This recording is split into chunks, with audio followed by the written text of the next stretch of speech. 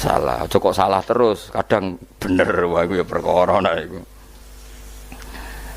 Enggak sing penting kowe mesti gawe ijazah ulama-ulama dhisik. Misale rapal Quran kabeh apal ayat kursi. Ayat kursi iku semua Quran iku ditulis ning Lauh Mahfuz kecuali ayat kursi. Dewe Nabi khusus ayat kursi iku aku jupuk min kanzil arsy. Dadi gamane Nabi ngendikan semua ayat-ayat Quran itu ning dokumen umum gitu teng Lauh Mahfuz, tapi aku jupuk ayat kursi min kanzil arsy. Kok gudangnya napa? Arsy-nya ada ayat-ayat yang lebih spesial. Kalau sampean tanya, Gus, bukankah semua itu dawai Allah? Ya betul, semua dawai Allah. Tapi tetap ada dawai Allah sing hubungannya dengan makhluk. Itu di kelasnya kelas fadhil, keutamaan yang biasa. Ada ayat-ayatnya Allah yang tentang dirinya sendiri, itu yang tidak tertandingi. Ya kayak ayat kursi. Ayat kursi itu kan ayat di situ Allah menerangkan dirinya sendiri. Misalnya Allahu la ilaha illa huwal hayyul qayyum, itu kan Allah menerangkan tentang dirinya sendiri, tentu spesial. Gitu ayat-ayat sing meskipun ya tetap spesial jenenge dawuh Allah tetap spesial. Tapi ada ayat-ayat yang tentang kita.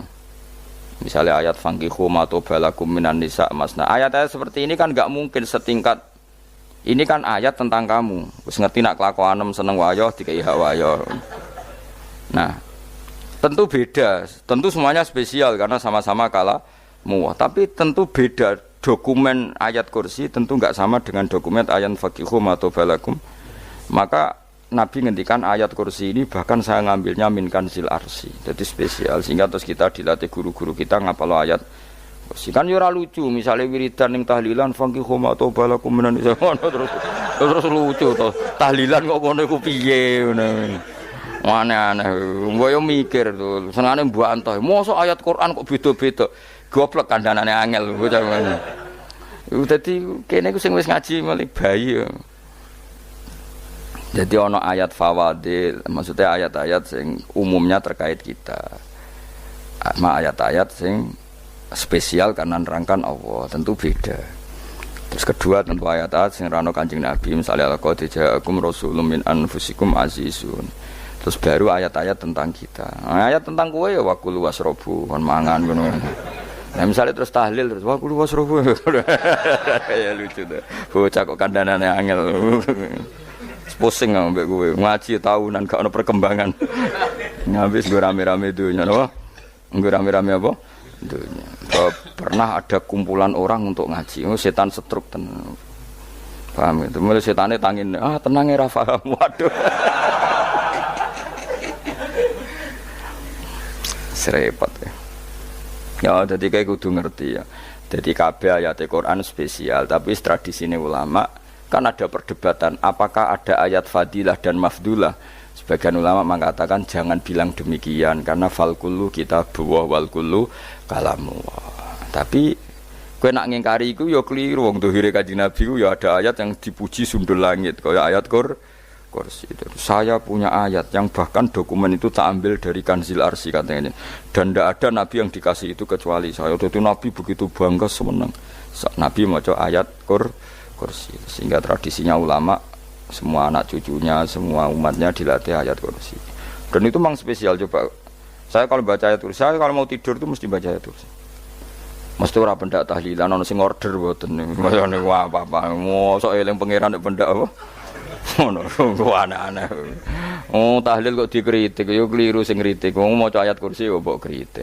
Tapi ora dikritik yo perlu dikritik. Wong maca eling pangerane kok butuh berkat le dul nah eling yo eling. Ngono kuwi cara kula padha dene. Sing kritik kok sing dikritik. Kowe tahu tahlilan? Nate Gus nek ana undangan mboten mboten. Lah yo eling pangeran nek ngenteni apa? Undangan.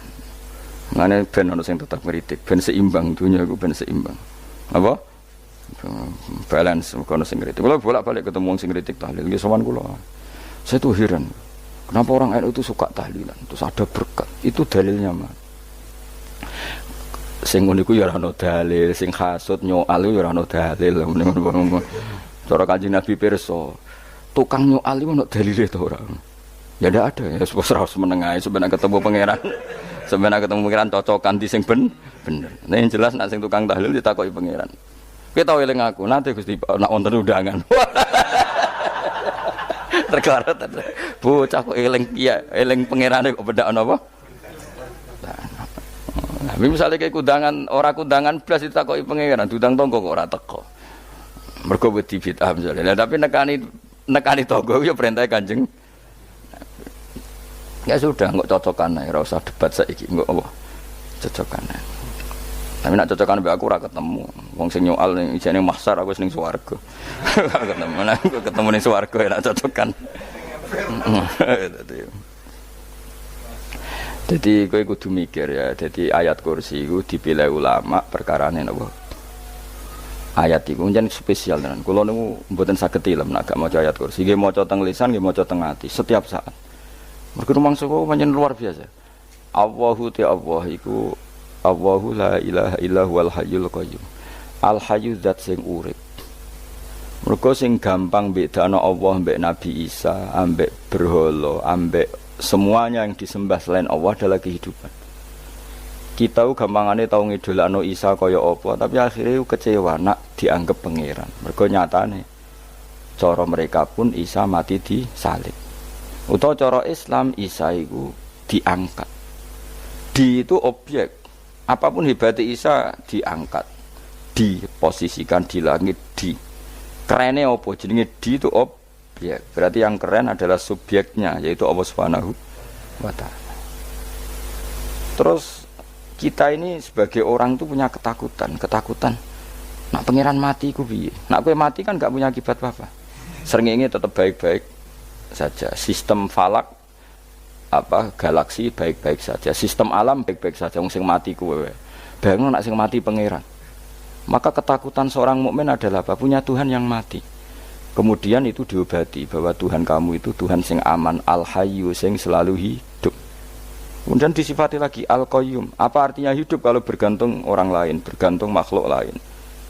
Itu gak keren, karena bergantung itu gak keren. Al-qayyum, yang Allah itu zat yang berdiri sendiri. Oh itu kan terus sempurna. Lu kan maca ayat kursi sempurna. Bejane Gusti kula maca ayat kursi. Kowe ora maca iku kasihate mbahmu. Bocah kok.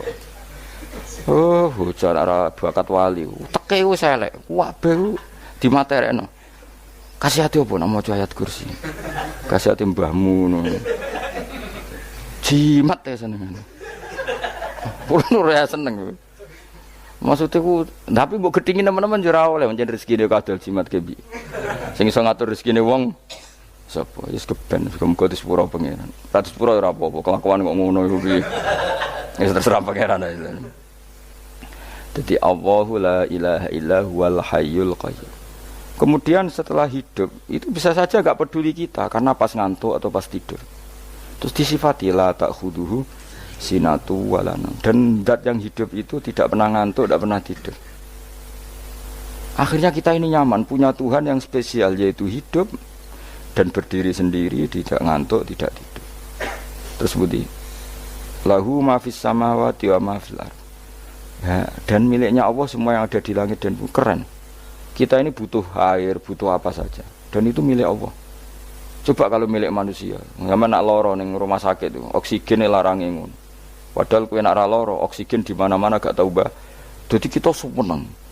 Alam raya milik Allah kita seneng, karena alam ini milik zat yang gak butuh alam raya, sehingga kita yang pakai. Allah bikin air, Allah gak butuh minum. Allah bikin padi gak butuh makan. Dia bikin semuanya untuk kita. Padahal itu kita gak ikut punya. Akhirnya seneng mbek pangeran. Cek apike jenengan Gusti gawe ra melok nganggo. Sing nganggo kita-kita ini. Coba aku ora roh gawe rokok gunane apa ora roh. Ya gunane pekerjaan Gus. Menyerap tenaga. Ya wis saurip-uripmu. Sementing kowe roh gunane rokok. Paham nggih? Roh gunane rokok roh carane mandorot kanggo kowe. Dadi padha roe lah sementing. Ya ora apa-apa ta. Kalau nu seneng guyone kiai-kiai ini, pancen ra ono wong pinter guyon kaya kiai. Wis kula wingi nekani acara resepsi teng Kudus teng keluarga sarang keluargane Lek Lukman. Sing ngisi Habib Umar Mutahar. Seneng. Jadi guyonane ning kiai-kiai ora wis kiai-kiai kabeh termasuk Habib Umar. Ada orang kiai rokok. Ini cerita anekdot. Ada kiai rokok. Rokokan ngarepe dokter. Pak Yai kalau rokok terus nanti kalau mati gimana? Gampang, saya bawa korek. Sing kiai niku maksude iku nak wong rokok terus mari mati. Kiai ini yang ngerti maksudnya dokter ngono. Tenang dok, sama si bawa korek. Maksudnya nak rokok mati gak ada Jumat. Jadi gak sambung apa? Nak guyonane Habib Umar, saya sering membaca bahayanya rokok. Saya baca itu. Setelah baca, saya berhenti membaca. Wangan pikirannya setelah membaca bahaya rokok berhenti rokok. Saya sering baca buku atau apa tentang bahayanya rokok. Setelah saya tahu berhenti membaca. Wong spesial, seneng kalau niku bisa nikmati ya seneng putune Rasulullah, ya seneng guyon. Jadi seneng itu gak kudu mewah, apa? Lah kowe seneng ngenteni di Alphard malah kesel to. Wah, jadi kalau nu di grup kata lah, kiai sing seneng guyon, sing sering. Mereka kalau khawatir saya umat ini punya kenikmatan lewat jalur maksiat. Mana kalau nu seneng, nono kiai seneng guyon, bukan seneng papanya. Umat ini punya kesenangan yang tidak maksiat, itu saja.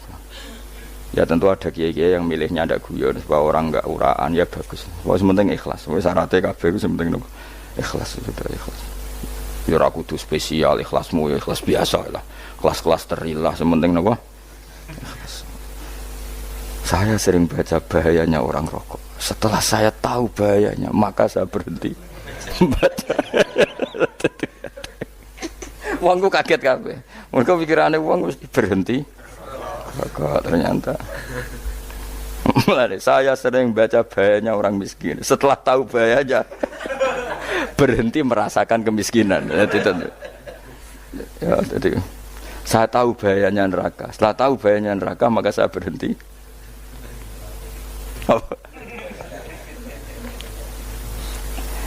Ya, jadi terus disebutno lahu ma fis samawati wa ma fil ardi. Terus kita nyaman. Kayak apa kalau alam raya ini milik Cina, milik singkek, milik non muslim atau milik wong Islam sekalipun. Mesti apa-apa tuku. Repot. Tapi berhubung alam raya ini milik Allah, kita nyaman. Mergo wa izzat sing super lomo, super dermawan, super semuanya. Akhirnya nyaman. Gamane iso turu. Lan kula nang rumah ayat kursi ora iso turu, pe turu. Kan dia maca lesane nggih ati kula maca. Lahu ma fis samawati wa ma. Terus man dzalladzi yashfa'u indahu illa bi'izni. Ketika Allah itu segalanya, tentu yang punya otoritas syafaat, punya otoritas apa saja nunggu izinnya Allah Subhanahu wa taala. Ayat yang spesial ini. Kemudian kiai-kiai punya cara supaya umat itu hafal. Dibikinlah metode tahlil maca bareng-bareng. Tapi kemudian ya sudah itu. Nasibnya terus kurang baik. Nasibnya kurang baik. Ada yang bid'ahkan, ada yang setengah-setengah ngafirno. Sing maca ya padha dene, ra paham mbek ngantuk, bentuk berkat mulai sudah akhirnya terus. Lah sampean bela di Gus bela sing bener wis takok provokator. Sing jelas latih maca iku terus. Dadi Allah pirsa nak macamu ora golek berkat. Tapi nak mau tahu tahlil hati. Eling apa tahu hati? Benda apa? Tahlil. Eling pangeran kok ngenteni wae. Allah, ikut tunggale. Tahu muni alhamdulillah nate apa nak permangan lho. Muni alhamdulillah kok ngenteni permangan bocah kok ora karu-karuan. Wong arep bakat wali kok teke wis elek. Njape kus keliru terus. Masih wong khusuk lah, ora bakat wali, khusuk tok tapi wis ruwet, uripe ku ruwet. Terus lahu ma fis samawati wa ma fil ardi man dalladhi yasha'indahu illa ya'lamu ma baina aydihim wa ma khalfahum. Dan Allah tahu apa yang di depan kita, di belakang kita. Terus kita lagi-lagi nyaman. Kayak apa misalnya kita yang lemah ini tidak dalam pengawasan Tuhan. Jika mana kalau misalnya dia anak cilik, anak itu tidak nyaman kalau ketika main gak didelok wong tuane, karena dia tahu ada hal-hal yang dia tidak bisa menggapai dan butuh setiap saat pada orang tuanya untuk membantu menggapai itu. Jadi anak masih seneng dolanan, sukanya diperhatikan tetap. Nah kita ini seneng sekali untuk main yang dunia ini pengiran diperhatikan Allah Ta'ala, karena Allah selalu tahu kita. Jadi terus nyaman. Jadi semua ayat itu menjadikan kita nyaman. Nanti Kanjeng Nabi ora sare sedurunge maca ayat kursi, ora sare sedurunge maca surat Musabbihat. Dan saya dalam banyak hal niru itu. Nabi urung sare nek ora maca surat Hasyr. Lah aku ijazah iku kowe kan ra mungkin surat Hasyr ning juz pira wae kira roh kok dijazahno. Sing iku lho sing diakhiri suwi law anzalna hadzal qur'ana ala jabalil la ra'aitahu khashi'am. Itu tapi kok malah kok ngarep subhanallahi ma fis samawati wa ma fil ardi wa huwal azizul hakim. Terus huwaladzi akhrajal ladzina kafaru min ahli kitabim. Ya bener subhanallahi ma fis samawati wa ma fil ardi terus. Tak terusnya terus waladzi akhrajal ladzina kafaru min ahli kitabim min diyarihim li awalil hasyr wa dzanantum ayakhruju wa dhannu annahum mani'atum husunuhum min Allah fa'atahum tak terusnya serang rapal. Jadi itu akhirnya ya itu tadi terakhir apa ya'lamu ma baina aydihim wa ma khalfahum terus wala yuhituna bi syai'in min 'ilmihi illa bima. Dan seseorang itu tidak punya ilmu kecuali dengan kadar yang dikehendaki Allah. Bahwa kita ini selalu objek. Punya ilmu ya dikasih, punya rezeki ya dikasih, punya apa saja di. Sehingga status kita makhluk, statusnya Allah khalik, statusnya Allah itu memberi, statusnya kita hanya penerima. Itu bahkan termasuk bab ilmu. Bab ilmu itu tahunya kita ya hanya diberi. Illa bima sa'adras wasya kursiyus samawati wal ardo. Dan kursinya Allah itu meliputi langit bumi sehingga kita tahu wah keren. Terus wala yaudu hifdzuma, dan ketika alam raya sebesar ini Allah tidak pernah capek mengurusnya. Ya, sampean tak pasrahi gawe kok ngrumat srengenge. Sampean ngrumat listrik omahmu lho kadang kabel pedhot, dope pedhot. Iku Allah ngrumat srengenge mulai digawe nganti saiki. Gak tahu mati. Gak tahu bayar. PLN itu kon gawe 0, sekian gak tahu rusak setahun kon jamin ora ngara iso. Allah gawe srengenge mulai Nabi Adam nganti saiki ora tahu bengkelno. Oke gak tahu mikir ngono, jen ra wali yo. Lah srengenge misale error terus pangeran ngumumno, leren sik 3 wulan lagi ditoto. Ya repot dul-dul. Ngono kok ora tahu mikir bocah kok. Ngono utek sing anut wali-wali itu teke waras. Menduwe ora di dhuwit sumpek di dhuwit seneng wis ngono tok pikirane. Ora tahu kagum mbek srengenge, ora tahu bengkel, ora tahu. Mergo emang ora bakat wali itu teke wis innalillahi wa inna ilaihi raji'un. Ngono ya kok do urip ngono-ngono. Habis ben urip pancen waya apa? Mati rame-rame apa? Donya nak ra ono ya sepi tenan. Gak ana wong gawa nasai ibad ngalor gitu. Ngaji sepeda dibayar paham yang mulai apa yang mulai nggak takut ibu juri para mau kaji mau Gus Pak nerangno apa delok rekamane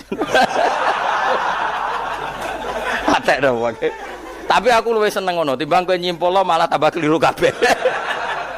Kula niku paling asline paling ra cocok ngaji disimpulno uteke beda kok nyimpulno terus piye. Tapi dilarang piye wong niate ya seneng, tapi didukung mesti keliru, wong nyimpul keliru. Mergo mesti nganggo teke dhewe. Wis ben kok nunggu rame-rame apa? Ndonya. Kulo kadang mikir ya Allah. Lah saiki PLN ngurus listrik sak Indonesia iku dibagi-bagi per wilayah. Jogja tok, kok Bantul tok iku wae bengkelno. Allah nggih srengenge iku langsung bener terus. Nah wong bosan digawe bengi ben ra ketemu srengenge digenti bulan nek enak. Kok bosan matahari, bosan rembulan ana mendung wis turu. Damuk bojo lah laudan selali. Sekarang itu segampang itu ngatur dunia itu segampang itu. Paham ya? Jadi semua enak lah pokoknya urip wis enak, pokoke kabeh anut pangeran wis enak. Wala yautu khifruhuma wa huwal alil adin terus turu. Semun Gusti kula tak tilem seteng dunia baik-baik saja. Sopan nang mbek pangeran. Lah maca ngene kok ngenteni kundangan. Kok kon dadi wali kuwi. Lah sing rapal ayat kursi terus ngritik, ora hafal. Bid'ah ngono. Wis apal lose, wis darah di bitalas penting kowe hafal ayat kursi sik. Apal? Ndak. Lah ya ayat kowe hafal sik terus lagi bid'ah ora apa-apa. Dadi mergo ngono. Kaya kula misale bid'ah ora bener, mergo ora tahlilan lah yo maca. Kalau yo bingung ngadepi jenengan belon ndi padha ora jelas iki. Yo ayat kursi ku waca. Nah, tentu ayat yang seperti ini kan enggak mungkin kualitasnya setingkat nyuwun sewu ayat waqulu wasrobu. Makanya banyak ulama sampean delok teng kene itqon teng kitab-kitab tetap ada ayat sing spesial, ada ayat sing spesial tapi tentu enggak sekelasnya. Jangan kamu katakan atas bawah nanti suul adab kalah muwah, tapi tentu spesialnya ayat kursi itu tentu super karena menerangkan Allah sendiri. Sementara beberapa ayat menerangkan hak kita sebagai manusia, misalnya wakulu washrobu, tentu kualitas fadhilnya beda. Tapi jangan katakan klasmen, jangan, karena kurang sopan dengan kalam wah, tapi tetap beda. Makanya Nabi ngendikan ayat 3 apa loco, nak turu waca di mana-mana waca. Oh, Nabi begitu bangga dengan ayat kursi. Akhirnya kena bakul ditulis di paham apa? Ditulis didol. Nah, baru kayak didol ya kayak hikmah akhirnya dipasang ning ruang tamu. Akhirnya ketara iki wong Islam bera Islam baru kayak ayat kursi. Sing pokoke berpikir positif wae. Wah, berarti sing di omah Islam bukti nopo ana ayat kursi ini. Lho kula nu beberapa kali diselametno ayat kursi. Kula nak ning perjalanan marung. Itu kadang yang merasa nyaman mergo ning warungnya ana ayat. Wah, berarti Islami lah. Ora kuwatir iki ana daging celeng, tetep nulung ngoten. Ya ini jujur mawon, kula niku tetep asobia, artinya nak ning perjalanan sing gak jelas lor kidule ora ro daerah kok marung ana ayat kursi, paling ndak kan orang ini punya etika, kira-kira ora bakal apa? Jualan daging babi lah misalnya. Ya tetep bantu lah, tetep. Umpamane terus dikek nggon salat. Sanajan to sing duwe misale mbok salat ora ya ora perlu. Ya aja suudon ngono, wis anggap ae mosok masang ayat kursi kok. Ya sih gitu kan lumayan ada perangkat yang itu. Akhirnya ya bakule payu ayat kursi ini, sing di omah ya payu promosi nek iki Islami, sing blonjo ya nyaman, wis padha enake lah. Ayat kursi ini sing enes mergo tinggo. Ya tapi ya ndak lah. Nak niate ngono ya tapi ya ayat kursi tetap mulia dengan dirinya sendiri. Kulo seneng tenan mbek jeneng ayat kursi ya. Ya tadi kekhawatiran kita punya Tuhan yang tidak sempurna itu terjawab bahwa Tuhan kita super sempurna. Jadi kalau bayangkan grepe turu jeneng senenge wow Gusti nak kula turu iku langit bumi gak masalah. Bayangno nak pangeran sing turu, sistem Tuhan hancur. Makanya syaratnya jadi Tuhan la ta'khudhuhu sinatu walan. Padahal kita menyaksikan Nabi Isa turu. Beberapa yang dituhankan selain Allah turu ngantuk. Bayangno misalnya kowe pas donga sing mbok dongani turu. Kan kacau, makanya Allah mensifati dirinya dan itu memang fakta la ta'khudhuhu sinatu walanam. Allah ora tau ngantuk, ya mboten nate. Sari. Akhirnya seneng kita, seneng banget mbek pangeran. Mergo dengan sifat-sifat seperti itu. Akhirnya raditu billahi napa rabba wa bil islami dina. Al-Islamu siji Islam Al-Qur'anul lan Qur'an Muhammadun Rasulullah. Wa yang bagilan saya celana ketika kita anak kula enten ngucap kita fi kulli yaumin raditu billahi naba rabba wa bil islami dina. Raditu ridho ingsun billahi kana rabban sebagai pangeran. Aku ridho banget, seneng banget Allah sing dadi pangeran. Muga mau pangeran liyane Allah ya kacau tenan. Nanti pangeran terus turu. Terus ngantuk, nak ramangan lemes kan pusing. Apapun hebatnya Nabi Isa misalnya pangeran ya pusing. Kadang pas sare, dungani tenan jebule pas apa? Sare yo ribet. Tapi kita di pangeran sing la ta'khudhuhu sinatu wala nama bil islami dinan wa Muhammadin sallallahu alaihi wasallam rasulan wa nabiyan wa bil qur'ani hukman wa imam. Dan kita ridho Quran sebagai panduan hukum lan dadi imam. Imamu panu. Terus nikmatmu piro? Islam, Quran, Muhammadur Rasulullah wal afiatu lan sehat. Difaul makarih tegese ora. Kowe ngene iki ra di dhuwit lah kan gagah. Ora ning penjara, jajal kene penjara lara kabeh. Baru kae ra di penjara Mas yo dirokok saler ngalor ngidul. Ambek nggo nasoihul ibad bariku kenalan ke grup wis rame donya wis. Gak penting ngaji paham ora penting, sementing tambah kenalan. Amit-amit tenan wis ben kok nego rame-rame apa donya. Wasitro lan ketutup sangka celoke satrul uyub. Dalah celamu ra konangan wong akeh. Yes, padahal ya kurang ajar no kara-karuan. Dalah ya rapati konang. Kenapa rapati konangan? Karena liyane ya sejenis. Jadi saling menutupi. Alhamdulillah saling wal ghina lan semuge anin nas. Termasuk nikmat iku orang enggak tergantung orang lah fi umurid dunya ing dalem urusan dunya. Tapi nek urusan akhirat kira iso ora bergantung guru. Jadi semuge sangka manusa terbebas itu maknanya urusan dunia. Nah, urusan akhirat kita butuh sanad kita ila Rasulillah sallallahu alaihi wasallam. Ora oleh beragama berpikir sendiri, ora oleh agama itu riwayat ki ora oleh mendekatkan Allah dengan cara kamu sendiri ora oleh kudu nganggo sanad. Sesuai kaya wong-wong filsafat sing oknum iku. Saya ndak perlu salat. Allah kan ndak butuh ibadah kita. Ngapain kita salat? Mbahmu ngono sing wong ngerti nek Allah ora butuh kita saja kok bogo kebanggaan mulai dhisik kiai yo ngerti nek Allah ora butuh kita. Kita yang butuh Allah. Lah mengekspresikan butuh kita kepada Allah kita nek Allah ora tau butuh, bocah kok goblok ora karuan. Nah, itu karena dia berpikir cara beragama dengan pikirannya kita ndak. Kita tahu Allah ndak butuh kita tahu. Kenapa kita sholat? Karena kita butuh Allah. Nah, butuh Allah itu implementasi kita di ajarannya Rasulullah kita sholat. Kok malah Allah ora butuh sholat. Jadi kira sholat Allah ora apa-apa. Kowe ra ono wae Allah ora apa-apa, kowe aneh-aneh kowe. Zaman kowe ra ono Allah ya ora apa-apa, baik-baik saja. Itu jokono kowe iku masalah, tapi ora bagi Allah, bagi kamu sendiri. Nek ora masalah wis nyediakno neraka. Ya jadi orang itu boleh tidak butuh orang lain tapi fi umurid dunia. Nah, urusan akhirat kada butuh sanad ya wa inna hadzal ilma dinun fangzuru amman ta'khuduna dinakum. Agama ini ilmu, kamu harus punya sanad. Ya mau misalnya kula alhamdulillah di sanad kata lah. Keluarga saya terutama yang Mbah Mun terus ya lain dari keluarga saya, keluarga guru kita, gurunya guru kita sampai carane bernafas kita wae eling Allah mau fi kulli nafasin apa ada dauni amillahi wa ifdali fi kulli nafsin wa nafatin wiswa kita semua nafas kita. Imam Syafi'i kula anak kula cek cilik lah tak kon ngapal lebet iki. Karena apa ya? Jangan kira Imam Syafi'i terus koyo kowe mau belajar fikih mboten.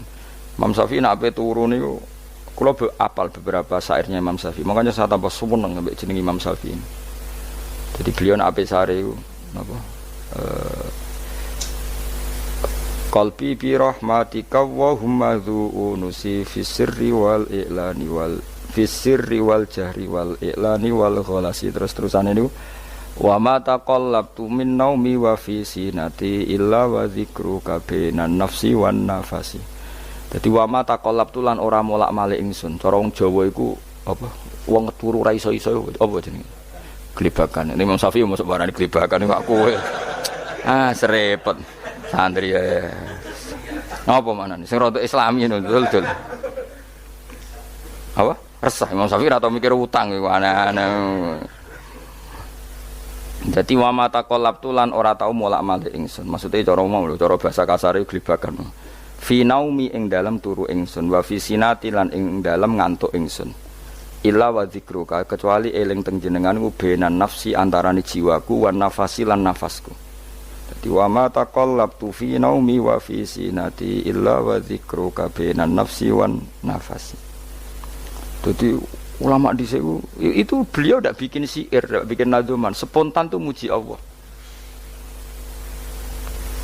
Nah, saiki ora sing madzhab Syafi'i kaya kowe wis wape turu ra iso glebakan. Mari urung mangan.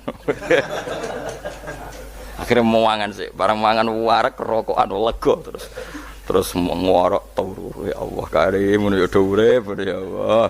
Dadi misale ra iso turu pikiran pertama mari kurang mangan. Mangan warek rokokan saler terus apa? Turu ngorok. Wah karim setan min hawalika kanan kiri setan tok.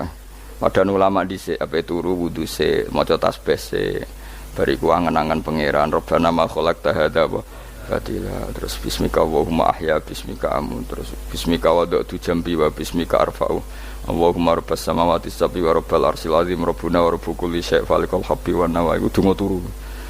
Ora ngarapal donga iku yakin. Wis kowe muni wah Gus Bak ngenyek wong tak tes malah keisen. Ya dungane turu iku sing terkenal lho. Donga turu mek donga ngaji padha. Allahumma bismika Allahumma ya bismika. Mergo ana kiai kota. Bu, tahu doa ngaji? Enggak tahu Pak Ustaz dongane bismika Allahumma ya bismika. Lho Pak Ustaz itu doa tidur. Karena kalau ngaji nah jare ora kiai. Donga turu mek ngaji ku padha. Aku dhisik eskal. Maksude ku piye kok donga turu mek ngaji padha? Jebule nak ngaji. turu. Ana kena ngaji dengan apa bismika Allahumma ahya bismika wa muti. Terus ngaji faslun wis tok ndi-ndi. Serepet. Wis rame-rame. Jute yo urip apa? Wal afiatul lan afiat itifaul makare tegese ketolak sangka barang sing ora seneng. Supaya kula suwun nggih supaya jenengan sing seneng pangeran iki sai-sai-samu. Supaya piye-piye sifat dasar wong mukmin bi walladzina amanu asyaddu hubban lillah. Misale ora iso asyaddu ya sementing hubban. Ya tentu asyaddu itu wong mukmin banget senenge ning pangeran. Kena makome rong iso asyaddu ya sementing ana senenge. Ya ana apa? Ana senenge wis dengan kadar yang klasem lah sampai iso seneng. Lah ana makome para wali ya asyaddu banget seneng. Mau apa turu nak orang mau ayat kursi gak lega paham. Cukup mau ayat kursi bedak tahli. Mulane aku seneng ono sing ngritik aku seneng. Ben rame itunya, ben seru. Sing ngritik ya muga-muga apal tahlil. Jadi ngritik itu fair, ora apa-apa apal terus ngritik. Mun tahlil sing musolli Abdullah sholati ala sati meneng kabeh wis. Iku men ada sing ngritik sing melok ora apal. Pokoke ujug-ujug muni ho filun. Susah es. Iya tu kau masoli. Abdullah sholati ala sati makhlukatika. Nurul Huda saya mas. Nurul Huda terus. Oh, aku sing guri semua orang gofil. Aduh sing rame ini tok. Mak kiai apal, profesi ini apal. Karena ning desa modelnya permanen, bagian tahlil yo. Tahlil terus, bagian donga yo. Jadi sehingga kiai donga kok digeser dadi mimpin tahlil yo gagap. Lho akeh lho kiai ngalim kon mikir tahlil yo mikir mergo wah dateng daerah kula kiai ngalim bar kon mikir tahlil terus maca lelel wedok. Wah niki sempun niki pun tak takoki kene apa? Kapal. Dene ra apal urutane iku ra apal. Iku kan butuh apa ya? Butuh keahlian gitu. Repot. Mergo gene sing tahlil lara. Apok ngene. Nah kula tetep apal tapi singkat ae. Iku ngono sing luwih ahli to. Sing guri wis sing guri kacau meneh. Tahlil dening kiai iki sing guri sampe wah suwi iku. Mergo terkenal mbah iku nak tahlil. Suwi aduh. Masyarakat repot bareng diumumno BMC tahlil dipimpin kiai niki. Sing guri jabe wah suwi. Aduh. Lah ngerdonga dening Gus Pak dos wah cepet mesti Gus Pak. Aku mergo ngono donga suwi ra mesti mandi ya sadok cepet ae timbang donga guri. Sing guri mesti gremeng ana wong gak terkenal dongane suwi dijeng wis sing guri. Waduh apa? Sawe. Mergo pikirane wong-wong wis nang berkat dibagi mulai. Mulane sing kritik ku keben yo ben balance. Ben seimbang. Cuma kalau suwun sing kritik ya kudu ngergani lah piye-piye iku umat dilatih kenal pangerane liwat kalimat thoi. Karena itu cara. Coba nek wis kenal ya aja waca bendak tahlil, tapi turu ya diwaca ning omah ya diwaca. Tapi aja waca ngarep bojomu kok dikongko jampi-jampi ben ora nyoal blonjo. Waca dhewean ning kamar dinikmati. Engko waca ngarepe bojomu pas auzubillahi minasyaitonir rajim. Bojomu riwat, memang aku setan. Ala perkara tok. Enak memang dia barani minasyaitonir rajim. Ya nak maca kok banter-banter ngarepe bojomu pas liwat pas apa auzubillah. Minasyaitonir rajim. Bojomu ngamuk malah repot. Anas sange Anas anan Nabi sallallahu alaihi wasallam kala dawuh sapa Nabi. Dawuh yaqulu dawuh sapa rabbukum pangeran sira kabeh fil hadis qudsi dalam hadis qudsi dawuh ya ibnu Adam ya anak Adam tafarruh tenanono sira li ibadah. Tafarruh ku fokus, farruh iku fokus. Tafarruh fokus sira. Tapi mosok ki iku maknane fokus napa? Iku maknane apa? Tenanono sira li ibadati krana ibadah ingsun. Amlak mongko ngebai ingsun kul bakai ngati sira hinan ing semuge. Kowe atimu kebai eling aku, mesti atimu ku sugih. Wa amlak lan ngebai ingsun ya deka ing ngarepmu rizkon apane rezekine utawa rizkon ing rezekine. Wis aku eling aku tenanan, mesti atimu tak gawe ati sing cukup lan rezekimu tak cukupi. Ya ibna Adam, la taba aja ngedoh sira ani sange ingsun. Kowe aja geman adoh kok aku. Kaya apa apike pangeran, zat sing gak butuh kita tapi mengandani kita, kowe kok aja adoh kok aku. Wis sing parek aku. Mergo kaya nak adoh kok aku amlak mongko nut apa jenenge ngebayi ingsun kalbaka fakron. Kowe nak adoh kok aku mesti kowe fikir. Ngene aja sampe kowe yo fikir ati, fikir donya. Mergo adoh kok pangeran. Wong kok adoh kok pangeran di almlak kalbaka fakron. Wa amla ulan ngebayi ingsun yade ka ing tangan loro sira sukulan ing sibuk. Akhire wis adoh pangeran sibuk tapi ora dadekno barokah uripe. Iku lara-larane wong kaya ya sibuk kangelan jebule ora dadi barokah uripe. Mergo adoh saking pangeran. Ruang riwayat hadis sapa Tabrani, Imam Tabrani wal Hakim. Falam ma ta'antu fi thamani asyrata wa sannaftu kitab qada ya sahaba wa tabi'in. Terus sannaftu tarikh fil Madinah inda qabrin Nabi sallallahu alaihi wasallam wa kuntu aktubuhu fil layalil mukmirah. Terus beliau saking kepingine tabarruk mbek Rasulullah niku setiap ngarang niku momentumnya nyari supaya dekat Rasulullah sallallahu alaihi wasallam. Terus ketika harus ngerasani orang, jadi kadang ngerasani wong ya penting. Karena ilmu itu harus dikontrol, nggak boleh semua orang bilang qala Rasulullah sallallahu alaihi wasallam, bisa hoax, bisa mencatut, bisa menjual. Nak muni kultu kan gak mandi, menurut saya kan gak mandi. Tapi kalau menurut Rasulullah sallallahu alaihi wasallam kan mandi. Jadi potensi pencatut itu banyak. Sehingga dibutuhkan koreksi dalam ilmu hadis, disebut al-jarhu wa ta'dil, disebut al-jarhu wa ta'dil. Harus ada kualifikasi rawi. Nah, kualifikasi rawi itu dilihat dari siapa? Beliau harus mengkonfirmasi mbek tanggane, mbek kancane. Kadang ning jaba ketok sabar, ketok ramah, jebule nak nang omah kerenge ra karuan. Nah, itu harus dikonfirmasi. Akhirnya singkat cerita Imam Bukhari itu dalam banyak hal kadang ngrasani tiyang. Akhirnya diprotes. Jenengan niku kiai kok tukang ngrasani wong, kira-kira gitulah cara basa Jawa niku. Wong kiai kok ngrasani orang. Terus beliau ngendikan innama rawaina dzalika riwayatan walam naqulhu min indi anfusina. Semua itu terkonfirmasi karena tonggo-tonggone, konco-koncone bilang seperti itu, tapi tidak pendapat saya. Jadi kamane misalnya kula di konco Zaid, jare konco-koncone nak utang ra tau nyaur gitu. Maka ini sudah saya diskualifikasi. Tidak boleh jadi rawi hadis, nak utang ra nyaur gitu. Tapi orang maksudnya ra nyaur mampu. Nah ra mampu alhamdulillah jadi ra wajib. Mulane sampean nak kepengin diutang ora wajib bayar, ndonga kere sak kere-kerene. Lho niki ijazah niku. Niku dijamin langsung mboten apa? Wajib. Monggo nak kepengin jajal. Kobil tuh. Wah sembrono tenan iki wis. Monggo nak sing kepengin diutang mboten wajib napa? Nyaur iku kedah kere sak kere-kerene. Nganti mboten wajib napa? Nyaur.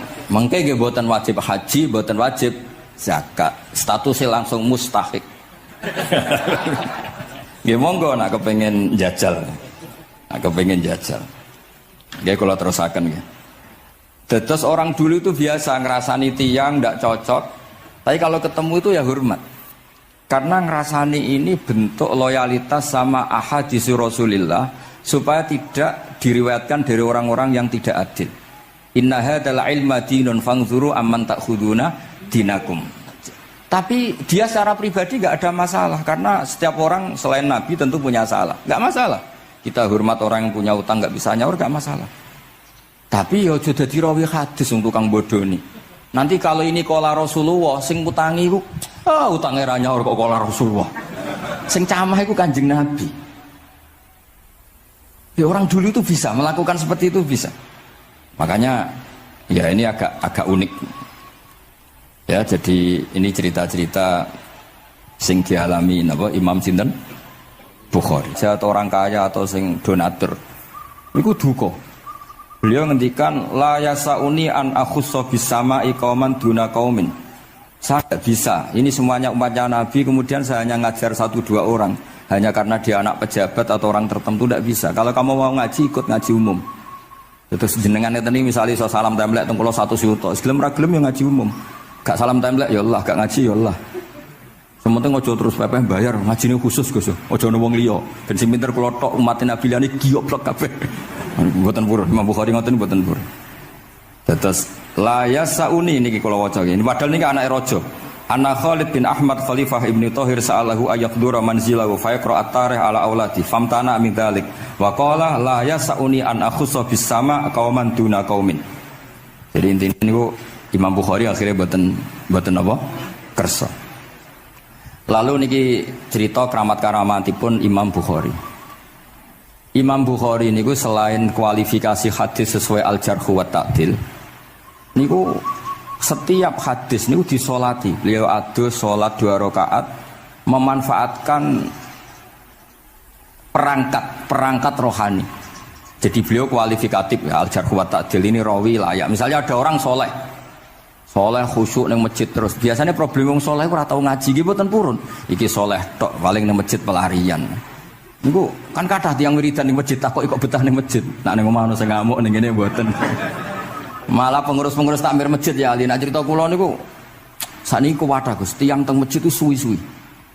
Dadi mlayu ning masjid iku perkarane kudu ngising. Ning omahe WC-ne elek ning masjid apik. Lho nu bar dhuwur turu, ditakoki takmir kok turu ning kene ning omah ana kipas angin ning kene ana kipas angin. Niki mboten suudzon, suul yakin kathah sing ngoten niku. Dadi ini mun sak dhuwure suudzon. Wong kula Imam Bukhari wae salah ra Allah. Engko njuk sepuro pengenan. Tapi itu cerita. Makanya Imam Bukhari ngendikan ana wong adil tapi ora tak jaluki riwayat. Mergo tidak diketahui dia yujalisu ahlal ilm, sami dengan madzhabnya Imam Malik. Karena ilmu itu butuh dikonfrontasi, butuh misalnya Nabi ngendikan ini kok dohire tanafi mbek niki, dahure kok ta'arud. Itu kalau ahlul ilmi ngerti duduk perkaranya. Karena itu ilmu itu. Begitu juga Imam Malik seperti itu. Nah, singkat cerita Imam Bukhari itu pede meriwayatkan hadis setelah banyak orang mimpi Rasulullah itu liwat ditututi Imam Bukhari. Iku fawwah ma akhta aqdamahu qadamai Rasulillah sallallahu alaihi wasallam. Terus delamaan yang pernah diinjek Rasulullah niku mautia aqdami Rasulillah sing nate diinjek qadami napa Rasulillah. Itu Imam Bukhari persis di situ. Akhirnya ulama tahu itu maknanya betapa persisnya beliau ketika meriwayatkan hadisnya Rasulullah sallallahu alaihi wasallam. Ada lagi orang mimpi niki teng kitab Fathul Bari. Imam Bukhari itu betul khirbah itu semacam peso kecil. Yadzubu anhu itu kalau ada orang melukai Nabi, dia yang bela-belain supaya orang itu tidak bisa melukai Nabi. Dan itu ditakwil oleh ulama bahwa beliau yang nanti akan mensortir al-ahadis al-maudu'ah, dibuang semua, nggak boleh dinisbatkan kepada Rasulullah sallallahu alaihi wasallam. Jadi kamane itu jasa-jasani pun Imam Bukhari. Terus ketika beliau mau kapundhut, niki ben mboten kesuwen niki Gus Sapang pun badhe nyanyi Gus. Apa nasid? Nasid itu terjemahannya nyanyi ku anak-anak. Nah kanggo jenengan terjemahannya nyanyi. Nah ya amang mboten terjemahannya tetap nasid. Sholawatan iki. Nah Gus Sapang nyanyi ben tawadhu sederhana bahasane ora usah sok suci biasa wae. Dadi nak Muhammad bin Yahya ya amang ini qasidah terjemahannya sholawat. Gus Sapang wis nyanyi kan ngaji lagu. Insyaallah barokah tawadhu niku apik lah. Terus Imam Bukhari ketika mau kapundhut itu tertib sekali. Saya banyak membuktikan baik secara bacaan maupun nyata. Orang-orang soleh itu kalau mau kapundhut itu tertib. Mulane sampai nak kapundhut aja selonang-selonong. Nak mati ku sing tertib. Sing rapi lah, tertata. Kalau cerita sedikit, bapak kula niku selawase niku tiap tahun nilai kula teng Jogja. Ibu mboten pernah memamitkan saya sama ketua tempat kerja kula. Niku bapak tindak teng kene kula Jumadil Ula niku. Sak tak pamitno mbek kancamu, guru-gurumu, kanca-kanca, kowe mulai ngenteni aku. Terus bapak Recep kapundhut. Mbah Mun juga gitu, saya menyaksikan sendiri mau kapundhut itu uang dititipkan ke Subak. Iki aku nak balekno, nak aku ora balik wis bagi dulur-dulurmu. Beliau di pesawat ngendikan Gus Yasin, tenan lho Sin aku tahlili. Terus ternyata di Mekah kabundut. Itu contoh-contoh kabundut yang tertib, beretika dan berperadaban. Nah Imam Ghazali luwih parah malih, parah kramate boten parah masalahnya. Engko mbok potong dadi geger. Niku badhe kabundut itu tuku kafan piyambak. Tuku kafan. Terus kanca-kanca sing perjalanan 3 hari karena dulu enggak ada pesawat. Ora ono WA. Niku diundang. Tolong dinongkas ning nggonku ya. Ketika beliau kabundut itu orang yang perjalanan 3 hari enggak ada yang terlambat. Ditakoki, "Kenapa kamu enggak terlambat?" "Saya sudah diundang 3 hari yang lalu." Dan niku tuku kafan terus badan niku badhe subuh salat terus ya mbake cara Jawa nggih agak selonjor terus adike diceluk ali ya bil kafni aku jupukno kafanku. Terus diambung terus beliau ngendikan alar ridho bil intiqal ila malikil mulki pun kula ridho pindah teng alame jenengan Gusti maksudnya kabundut. Ya terus kabundut. Jadi adike ora ribet tuku kafan, ora ribet tuku. Saiki ya ana persiapan tapi gaya-gayaan untuk kuburane wis digawe. Terus gaya mergo larang kawasane iku elit. Niku mboten keramat niku sembrono niku. Lah Imam Bukhari nggih ngoten badhe kapundhut tuh wali-wali angkatan beliau iku dipeni. Desane piyambake jenenge Khortanka, napa bacane Khortanak mboten ngerti. Pokoke kawasan Uzbek karena itu ejaan Soviet. Sauni-unimu lho waca Khortanka, cek Khortanak, cek apa ngono lho. Sing maca penting aja waca demaan karena tulisannya kok sik. Niku wali-wali ngipi ketemu Rasulullah teng pagar desa, teng pojok, teng pintu gerbang. Wali-wali tanya, "Ya Rasulullah, kenapa engkau di sini?" Antaziru Muhammad bin Ismail. Aku ngenteni Muhammad bin Ismail. Apa tak jak bareng. Terus wali-wali ini tangi krungu kabar Imam Bukhari kabundut. Nama beliau kan Muhammad bin Ismail. Jadi akhirnya wali-wali ngerti. Jadi ya badhe kabundut itu ditunggoni Rasulullah sallallahu alaihi wasallam. Kula waca nggih, tak waca Arabe. Engko nak mboten paham nggih muni amin nggih semono. Mboten santai mawon sampean. Kula niki mumpung dadi wong saleh mergo nderekaken kersane Habib Bidin. Ya kadang saleh, kadang ora, nek ora saleh ya istighfar wis gampang. Urusan mbek pangeran niku gampang. Ribet urusan mbek manusa. Wis njuk sepuro iku cek kadang gremeng ya. Tapi ora usah kaget, ya apike manusa kalah apik mbek pangeran. Pangeran wis Ghafur kok manusa kok Ghafur ketok ya ora lah wis biasa wae mboten. Gampang urusan mbek pangeran ya. Ya cara kaidah fikih kan ngoten. Haqqullah mabniun alal musamaha. Urusan mbek pangeran iku gampang. Urusan mbek manusa ruwet ya. Sing dawuhe ahli niku. Nderene. Niku fakta apa pengalaman ya? Pengalaman apa fakta? Pengalaman. Niki kanca kula wali ahli al-Habsyi. Nggih boten enten perkembangan mulai mbek kula ya ora jelas ya. Nggih kula waca ya. Akhbarana Muhammad bin Makki sami'tu Abdul Wahid bin Adam at-Tawasis yaqul ra'aitu an-nabiyya sallallahu alaihi wasallam fi naumi wa ma'ahu jama'atun min ashabihi wa huwa waqifun fi mawdi'in fasallamtu alaihi faradda alayhi salam faqultu ma wuqufuka huna ya Rasulullah qala antaziru Muhammad bin Ismail falamma kana ba'da ayamin balaghani mautuh fanadhartu fa idzan huwa qad mata fi sa'ah allati ra'aitu fiha an-nabiyya sallallahu alaihi wasallam. Monggo nggih nak badhe kapundhut sing tertib nggih. Habib Ali bin Utsman kabari Habib Bidin ya Ali Al-Habsyi ya Muhammad kondo-kondo sik dadi saged takziah nggih. Nah, ketika Fatihah itu sebegitu keramatnya, sebegitu topnya, itu setan rapat singkat cerita itu yang tadi dipimpin oleh iblis yang sedang terkapar apa? Terus tali obatnya enggak ada, cuma dia shock karena ada surat yang turun yang melafatkan itu pasti selamat dari apa? Neraka. Nah ini gimana saran Anda? Terus sarannya adalah bikin orang-orang itu lupa tidak baca Fatihah. Nah ini rapatnya iblis. Idzabu wajtahidu hatta tufilu qulubahum hatta la yaqulu hadis surah. Kala yuksiru qira'ataha wa la yakunu lahum ajrun wa thawabun bal yakunu lahum adzabun wa iqabun. Kemudian yang terakhir saya beri ijazah tentang Al-Fatihah ya, karena ini surat yang populer. Kalau saya ijazahi Quran 30 juz pasti sampean nggak hafal. Atau ijazah surat Baqarah, kalau mau Baqarah mau. Ijazahi surat Baqarah mau 2 juz setengah. Mau Mas Asep? Ya Fatihah aja yang gampang ya. Nah, udah.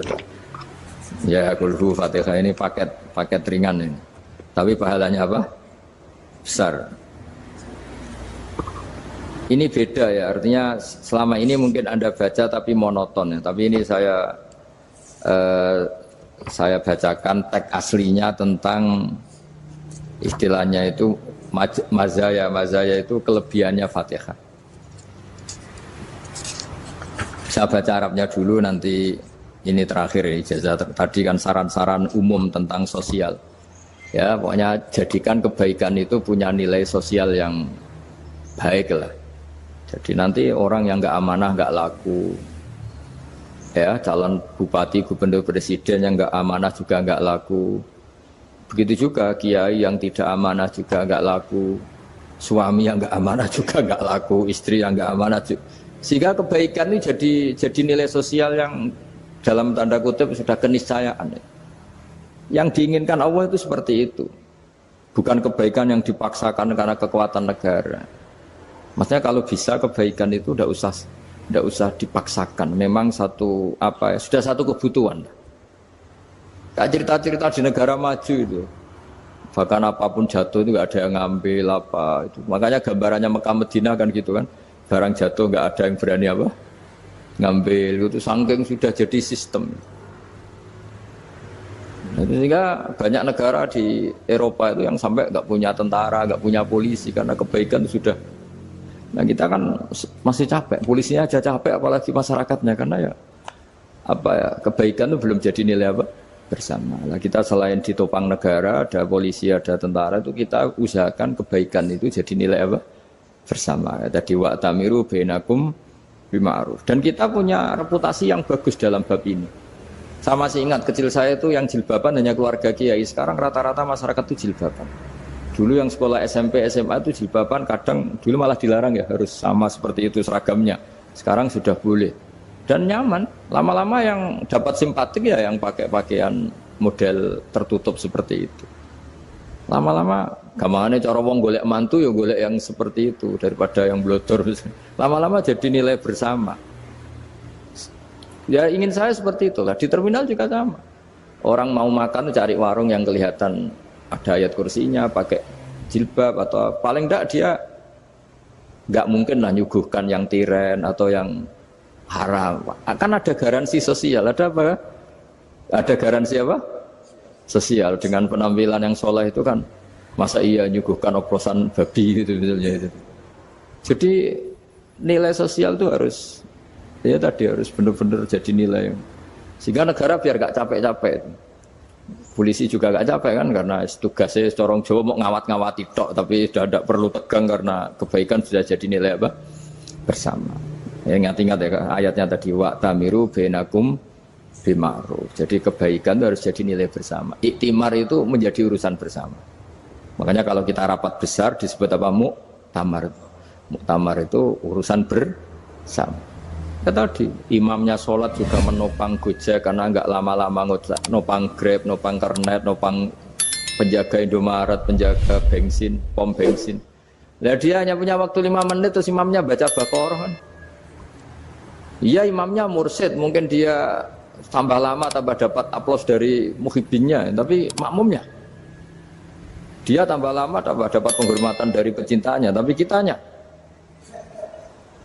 wah khusyuk wali kan, dia dapat status naik lah, kita yang sudah tidak ikut jadi wali diganggu apa pekerjaannya. Kalau ada imam seperti itu sampai mufarokoh saja, niat ya Allah sampai sini saja saya makmum orang itu, silakan orang itu punya urusan sendiri dengan jenengan ya sudah, atau salib saja apa.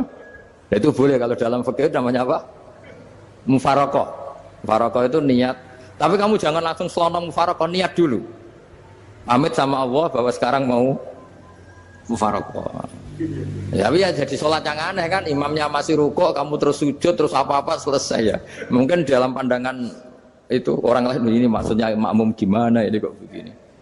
Tapi sudahlah Allah Maha tahu. Nah, insya Allah dimaklumi. Ya saya baca tentang Fatihah ya, karena sampean pasti sering baca Fatihah.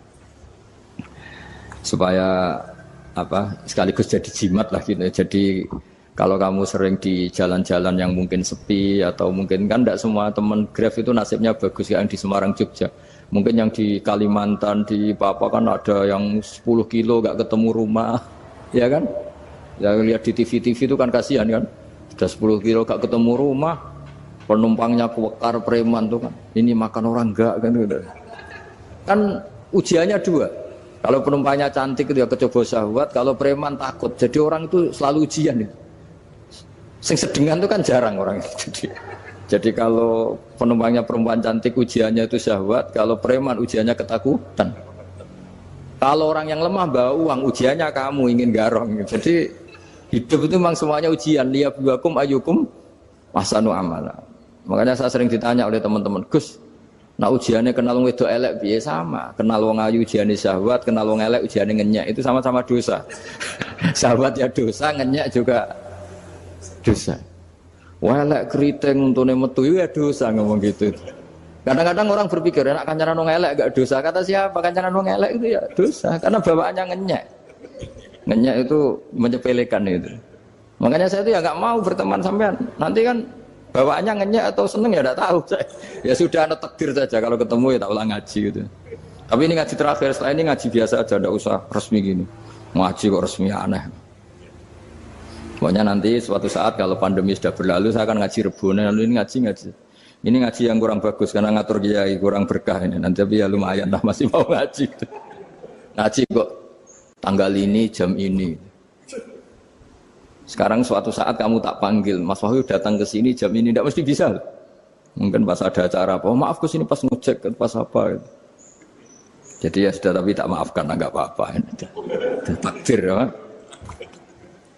Tak bacakan supaya sampean tahu keramatnya bismillah. Nah, sebelum saya bacakan bismillah Fatihah tak beritahu tentang ilmu tafsirnya karena ini penting sekali. Fatihah itu dawuhnya Allah, tentu itu dawuhnya Allah. Saya ulang lagi itu kalamullah. Tapi yang sudah diberikan kesampaian ke kita semua. Sehingga seakan-akan itu menjadi dawuhnya kita ke Allah. Jangan salah loh ya. Fatihah itu dawuh Allah tapi sudah diberikan ke kita. Sehingga posisi kita itu yang punya itu. Nah kenapa ini perlu dijelaskan? Karena nanti ada kalimat iyyaka na'budu wa iyyaka nasta'in. Kalau itu masih kalam Allah, berarti Allah ngomong ke kamu, ngendikan ke kamu, kepadamu aku menyembah. Masa Allah menyembah kamu? Nah sehingga ilmu tafsir itu menyelesaikan itu dulu ya. Saya ulang lagi ya, sebelum sampean sering baca Fatihah, aku yakin ya sering baca. Tapi barokahnya ndak paham itu ndak pernah janggal.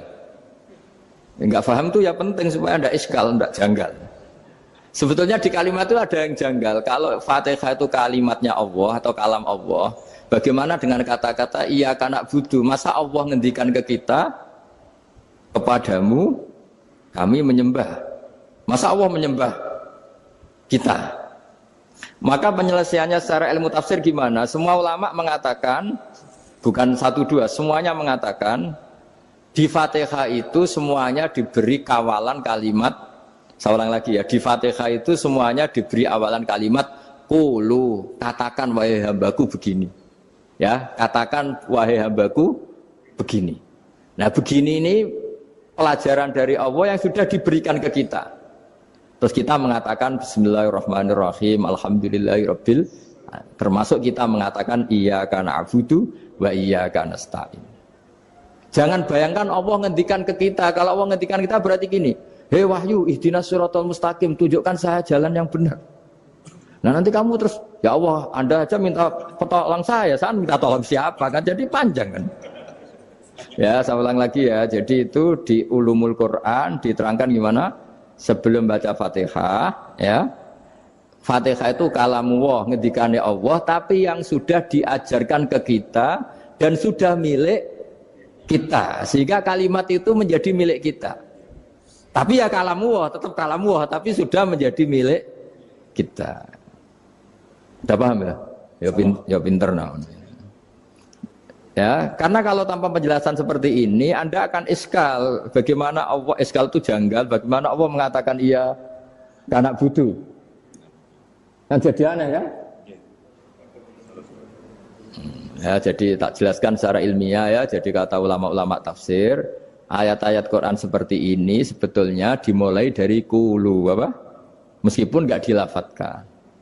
Itu kan sama dengan qul huwallahu ahad Muhammad, katakan kalau Tuhan itu satu. Ya namanya Quran itu kan kalam Allah, membina nabinya, membina umatnya. Makanya dikatakan atau enggak di sini tersembunyi kata qulu, katakan. Ya. Jadi ya ibarat apa itu? Kamu ngajari anak kamu lah. Le, panggil jenengan bapak kula. Itu maksudnya anak itu, kalimat itu kalimat kamu, tapi kamu ajarkan ke anak kamu. Terus anak kamu bilang, Pak jenengan bapak kulo. Nah ketika kamu mengatakan jenengan, bukan kamu mengatakan jenengan anakku, berarti anakmu itu bapakmu, kan lucu kan. Anak kamu ajari jenengan bapak kulo. Kamu, engkau, bapak saya. Terus anak kamu mengulang, jenengan atau kamu bapak saya. Berarti itu kalimat yang kamu ajarkan, tapi sekarang sudah milik anak kamu. Kalau itu kalimat kamu kan lucu, masa anak kamu bilang bapak. Nah itu seperti itu. Jadi ulama memberi solusi atau jawaban iya karena abudu. Iya itu sebelumnya ada kata-kata kulu, katakan wahai hambaku, hubungan kamu dengan saya adalah katakan iya karena abudu wa iya karena nasta'in. Terus hubungan kamu dengan saya katakan juga dalam doamu ihdinas siratal mustaqim. Jelas ya, jadi itu kalam Allah yang sudah milik kita karena diajarkan Allah untuk kita. Dong ya. Ya dong gak jelas gak. Tapi bagus gak jelas itu bagus. Kalau kamu jelas gak jadi digrab, jadi gubernur. Min azimi fadliha kasratu asma'iha wa fadail ukhra. Ini cerita dramatisnya surat Al-Fatihah. Qala Abu Hurairah radhiyallahu anhu inna iblisa ranna khina unsitat Al-Fatihah. Jadi iblis itu begitu kesakitan. Ini kitab Abu Abul Farad karangannya Sayyid Muhammad Alawi, juga kutipan dari beberapa kitab. Yang jelas beliau sendiri juga ngutip dari beberapa riwayat di beberapa hadis. Halaman 1, 2, 3. Ketika Fatihah turun itu iblis kesakitan. Kayak orang sakit gigi lah, tersiksa sisanya karena turunnya surat apa? Al-Fatihah. Artinya kalau Anda baca Fatihah dijiwai, maka Anda melemahkan setan, melemahkan iblis. Wa qala Mujahid, khina unzilat Fatihatul kitab ronna fastama indahu asyayatin. Jadi ketika Fatihah itu turun, iblis itu terkapar lah kira-kira. Sampai dijenguk banyak setan. Jadi kemana di ICU lah kira-kira gitu kalau sekarang itu. Entah COVID entah enggak tahu. Pokoknya di ICU sampai dijenguk banyak setan. Enggak tahu bawa apa enggak tahu. Pokoknya dijenguk banyak setan. Ono yang nyangoni karena ini apa? Ketuanya apa? Pingsan, sakit. Jadi iblis itu sakit sampai dijenguk anak buahnya setan-setan. Ya semoga kalian semua tidak kenal setan. Kalau kenal berarti teman apa? Wa qalu misla dzalik wa qala lahum laisa mimma taquluna syai'un walakin unzilat suratun laisa ajruqa ilya illa an harrama alaihi nar jahannam. Saya ini bukan sakit fisik kata iblis. Kamu tidak usah jenguk saya, datangkan dokter terbaik, tidak usah. Saya ini tidak sakit fisik. Saya ini sakit karena ada surat yang diturunkan, yang pahala yang melafatkan surat itu pasti selamat dari neraka. Padahal misi terbesar saya ini supaya manusia masuk neraka. Sekarang punya tamengnya. Wah pusing kan? Ya seperti orang lah goda sampean ternyata sampean setia itu kan pusing. Nah ternyata tidak setia itu yang akhirnya ribet kan itu. Jadi iblis itu cita-cita terbesarnya kan semua orang itu masuk neraka. Nah sekarang turun satu surat yang gara-gara surat itu siapapun yang baca dijamin selamat dari neraka. Jadi walakin unzilat suratun laisa ajru qailiha illa an harramallahu alaihi nar jahannam. Karena jadi dia shock lah itu kalau orang di Jawa itu bilang shock. Aduh sial nasib saya ini umat enggak bisa saya goda lagi karena punya tamengnya tadi punya. Qad batala kaidukum wa makrukum. Rekayasa kalian sekarang itu tidak ada gunanya semua. Nah ini alhamdulillah di Indonesia kelihatan kan banyak yang miskin, banyak yang susah. Tapi selagi mereka masih sholat, itu keinginan mencari halal itu masih tinggi. Kayak apa kita di tengah kota, jauh dari anak istri, jauh dari tetangga. Biasanya kalau orang jauh dari anak istri, tetangga kan sakar PDW. Tapi yang soleh masih banyak, sudah jauh dari keluarga tetap lurus. Loh kalau yang dekat lurus kan wajar konangan wong akeh kan. Ini sudah jauh masih lurus. Nah ini enggak lepas dari barokahnya surat apa? Surat Fatihah tadi. Jadi karena ada surat yang menjamin pelafalnya atau qailiha terbebas dari api neraka. Wa qalat as-sayatinu lahu is ayyusai'in ta'muruna ya maulana. Faqala lahum idhabu wajtahidu hatta tukhfilu qulubahum hatta la yaqulu hadhihi surah. Lalu kita gimana? Jari para setan gitu. Lalu kita gimana? Terus kata iblis, sudah bikin mereka lupa sehingga tidak baca lagi. Selagi masih baca kita pasti keok. Jadi kalau sampean sudah jarang baca Fatihah itu berarti sudah bagian dari kemenangan apa? Iblis. Jadi kalau sampean sudah jarang baca Fatihah itu berarti bagian dari kekalahan Anda, kemenangan iblis. Masih sering baca? Berapa kali? Terus apa lagi?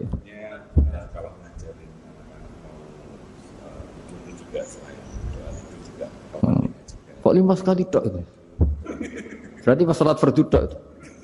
Enggak 5 kali itu mendingan itu 17. Kamu itu ngitungnya jangan 5 ini. 5 waktu itu berarti lumayan kan? Berapa? 17 ya? Ya.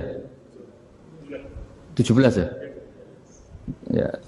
17 tapi kalau makmum tuh sering separuh kan, apalagi makmum tarawih. Ya kan? Makmum tarawih itu bacanya Fatihah ada yang sempurna enggak ya? Ya enggak lah. Baru alhamdulillahirabbil alamin ruko ikut ruko ini gitu. Makmum kan yang tarawih lah Mas. Kalau tarawih jarang sempurna ya. Fatihahnya itu. Kan imam sudah ruko. Kamu bacanya Fatihah sampai mana tuh? Baru setengah ya. Ya paling pas tarawih aja kan enggak sempurna ya. Apalagi kalau imamnya sing kilat, waduh malah. Nah ketika Fatihah itu sebegitu keramatnya, sebegitu topnya, itu setan rapat, singkat cerita itu yang tadi dipimpin oleh iblis yang sedang terkapar apa? Terus tadi obatnya enggak ada, cuma dia shock karena ada surat yang turun yang melafatkan itu pasti selamat dari apa? Neraka. Nah ini gimana saran Anda? Sarannya adalah bikin orang-orang itu lupa, tidak baca Fatihah. Nah ini rapatnya iblis. Idhabu wajtahidu hatta tufilu qulubahum hatta la yaqulu hadhihi surah. Kala yuksiru qira'ataha wa la yakunu lahum ajrun wa thawabun bal yakunu lahum adzabun wa iqabun.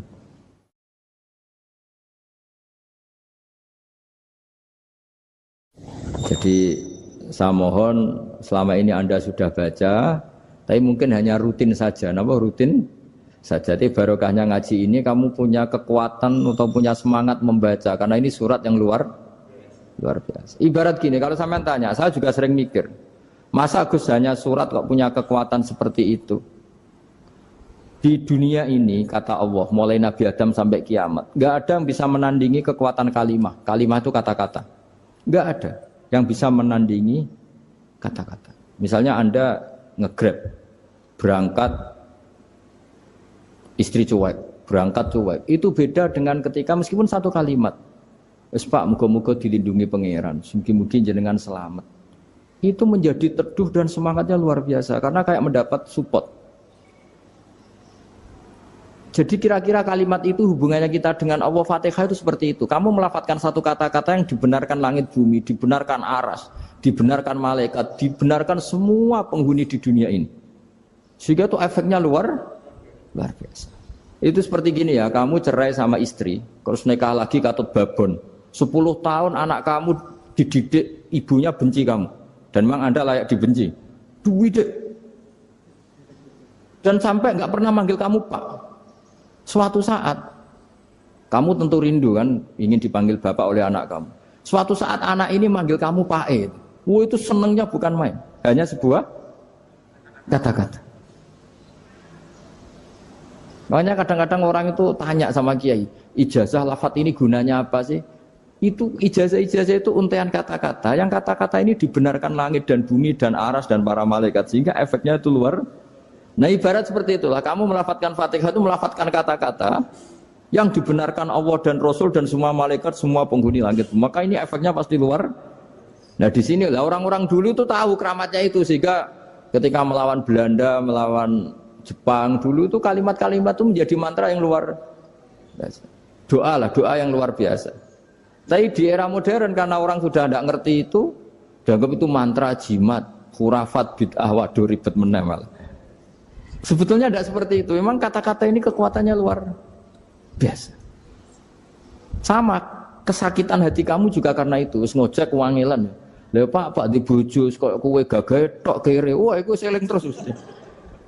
Padahal kalimat itu kan tidak melukai secara fisik, tapi apa kerjanya sesuk sarah-sarasen. Karena terus dengan pengadilan seperti itu kan, ngapain kerja demi perempuan yang seperti ini? Lagi-lagi kata-kata ini luar. Nah bayangkan kalau kata-kata itu adalah kalimat yang diajarkan Allah lewat Rasulnya, lewat malaikat Jibril. Kayak apa kekuatannya? Nah kira-kira Fatihah itu gitu. Kalimat yang baik, kalimatan thayyibah diajarkan oleh Allah dan Rasul. Kayak apa kira-kira kekuatannya? Pasti luar biasa. Wong support yang dikatakan istri kita, anak kita aja luar biasa. Apalagi ini support yang diajarkan Allah dan Rasul. Ya makanya saya mohon kalau baca Fatihah, baca kalimat-kalimat thayyibah ketika sholat itu dijiwai. Ya misalnya Rabbana lakal hamdu mil'us samawati wa mil'ul ardi wa mil'u ma syi'ta min syai'im. Engkau zat yang layak dipuji dan pujian ini memenuhi langit dan bumi. Karena kita tahu nggak ada sejengkal di alam raya ini kecuali di situ ada rahmat Allah. Misalnya kamu bisa lewat sampai rumah saya, kamu mungkin anggap biasa saja. Coba kalau ngalami likuifaksi, tahu-tahu bumi ini ambles, bisa ngelewati yang likuifaksi itu luar. Tanyakan orang pernah ngalami likuifaksi di Sulawesi, itu melihat bumi bisa diinjak gak ambles itu, wah luar. Nah, sama nggak ngalami itu sehingga lewat bumi ya biasa aja. Coba kalau ngalami seperti tidur, biasa aja. Coba kalau ada gempa, bahwa bumi tenang ini sudah nikmat yang luar biasa. Masa kamu ngakui nikmat nunggu digituin? Ya kan? Nah, makanya baca Fatihah dijiwai lah, bahwa ini kalimat yang luar biasa. Nah, saya teruskan. Warwa Muslimun fi sahihihi an Ibnu Abbas radhiyallahu anhuma annahu qala bainama Jibril alaihi salam qaidun dan Nabi itsami anaqidan min fawqih farafa'a ra'sahu faqala hadza babun minas sama futihal yawma lam yuftah qaddu ilal yaum fanazala minhu malakun faqala hadza malakun nazza ilal ardi wa lam yanzil qaddu ilal yauma fasallim waqal absyir binuraini qad uti tahuma lam yu'tahuma nabiyyun qablak Fatihatul kitab wa khawatimu suratil Baqarah. Jadi suatu saat Jibril ini jagongan kira-kira gitu sama Rasulullah. Tahu-tahu langit itu gemuruh. Langit gemuruh kata Jibril terus semuanya ngangkat kepala ke langit. Ini pintu langit baru ini dibuka, yang sebelumnya tidak pernah dibuka seperti ini. Turunlah malaikat, yang malaikat ini pun malaikat spesial, yang enggak malaikat murahan lah kira-kira gitu, yang enggak pernah turun ke bumi kecuali juga saat itu. Dengan penyambutan yang luar biasa, dengan semuanya tidak pernah terjadi. Hanya karena bahwa surat Fatihah. Jadi ini surat yang luar biasa, pengawalannya lewat malaikat yang spesial, enggak pernah turun di bumi kecuali saat itu. Penyambutannya juga enggak pernah seperti itu, baru seperti itu. Jadi semuanya itu spesial. Nah, kenapa ini spesial? Karena di situ ada isi puja-puji kepada Allah Subhanahu wa taala. Ada ikrar kita alhamdulillahirabbil alamin arrahmanir rahim. Ikrar ini penting. Kalau contoh paling gampang gitulah. Kamu punya istri selama ini cerewet terus. Suatu saat ngomong, "Pak, tak angen-angen ra ono wong lanang koyo sampeyan." Wah, itu langsung ndak ada lelaki sebaik engkau. Itu sampean senengnya Masya Allah. Karena ada ikrar dari seorang istri ke kamu. Nah bayangkan kalau ikrar kita sebagai hamba diakui oleh Allah Subhanahu, maka ikrar ini akan dicatat sebagai kebaikan kita yang kita panen nanti di akhirat. Karena ada ikrar. Kita ikrar bahwa alhamdulillahirabbil alamin, kita ikrar ar-rahmanir rahim, kita ikrar maliki yaumiddin, kita ikrar iyyaka na'budu wa iyyaka nasta'in. Sampean misalnya jadi orang Indonesia, ketemu orang Indonesia yang makmur di Jerman. Terus lupa Indonesia. Kamu orang Indonesia? Enggak, saya enggak orang Indonesia. Mangkel gak kira-kira? Mangkel. Karena salah ikrar kan gitu. Ya, jadi saya mohon jangan anggap kalimat itu hal yang biasa, tapi luar biasa. Nggih, ngoten mawon. Assalamualaikum warahmatullahi wabarakatuh.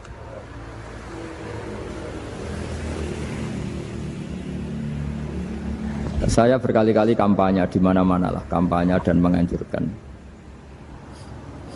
Di antara catatan dalam Suhufi Ibrahim wa Musa kan ada kan di Quran itu yang dinamakan lampiran-lampiran wasiatnya Nabi Ibrahim dan Nabi apa? Musa. Itu di antara catatannya begini. Orang yang punya akal itu adalah orang yang bisa menikmati sesuatu yang baik. Misalnya gini, contoh gampang gini. Kamu punya anak pertama atau punya anak yang masih kecil, itu gendong tuh senangnya bukan main. Melihat anak sehat tuh senangnya bukan main. Mungkin saat itu banyak orang yang sedang maksiat dengan perempuan nakal atau dengan teman-teman nakalnya, yang nganggap seperti itu tidak nikmat. Tapi andaikan ini ditimbang ya ditimbang. Yang maksiat tulan, misalnya paling ukuran bahagianya itu 70%. Tapi yang ini, yang nimang anak baru lahir atau masih kecil, corong Jawa ngeloni anak, bisa saja bahagianya itu sampai 100%. Artinya selama ini kesalahan kita adalah nganggep maksiat itu pasti menyenangkan dan taat itu tidak menyenangkan. Makanya saya berkali-kali fatwa, untuk melawan kenikmatan maksiat, orang harus terbiasa menikmati taat, menikmati kebaikan. Jangan kira kita nimang istri nikmat, nimang anak nikmat, ketemu teman yang lama tidak ketemu juga nikmat. Artinya kita akan melewati berjam-jam untuk jagungan sama teman, sama anak, sama istri. Dan itu harus kamu nikmati supaya mengganti tidak berkebutuhan nikmat yang lewat jalur maksiat. Jadi saya mohon sarana-sarana yang menyenangkan itu, yang taat itu kita maksimalkan. Makanya bapak saya itu sering pesen, kowe nak ngaji sing guyon, sing seneng. Nganti wong maksiat itu karena cari kesenangan.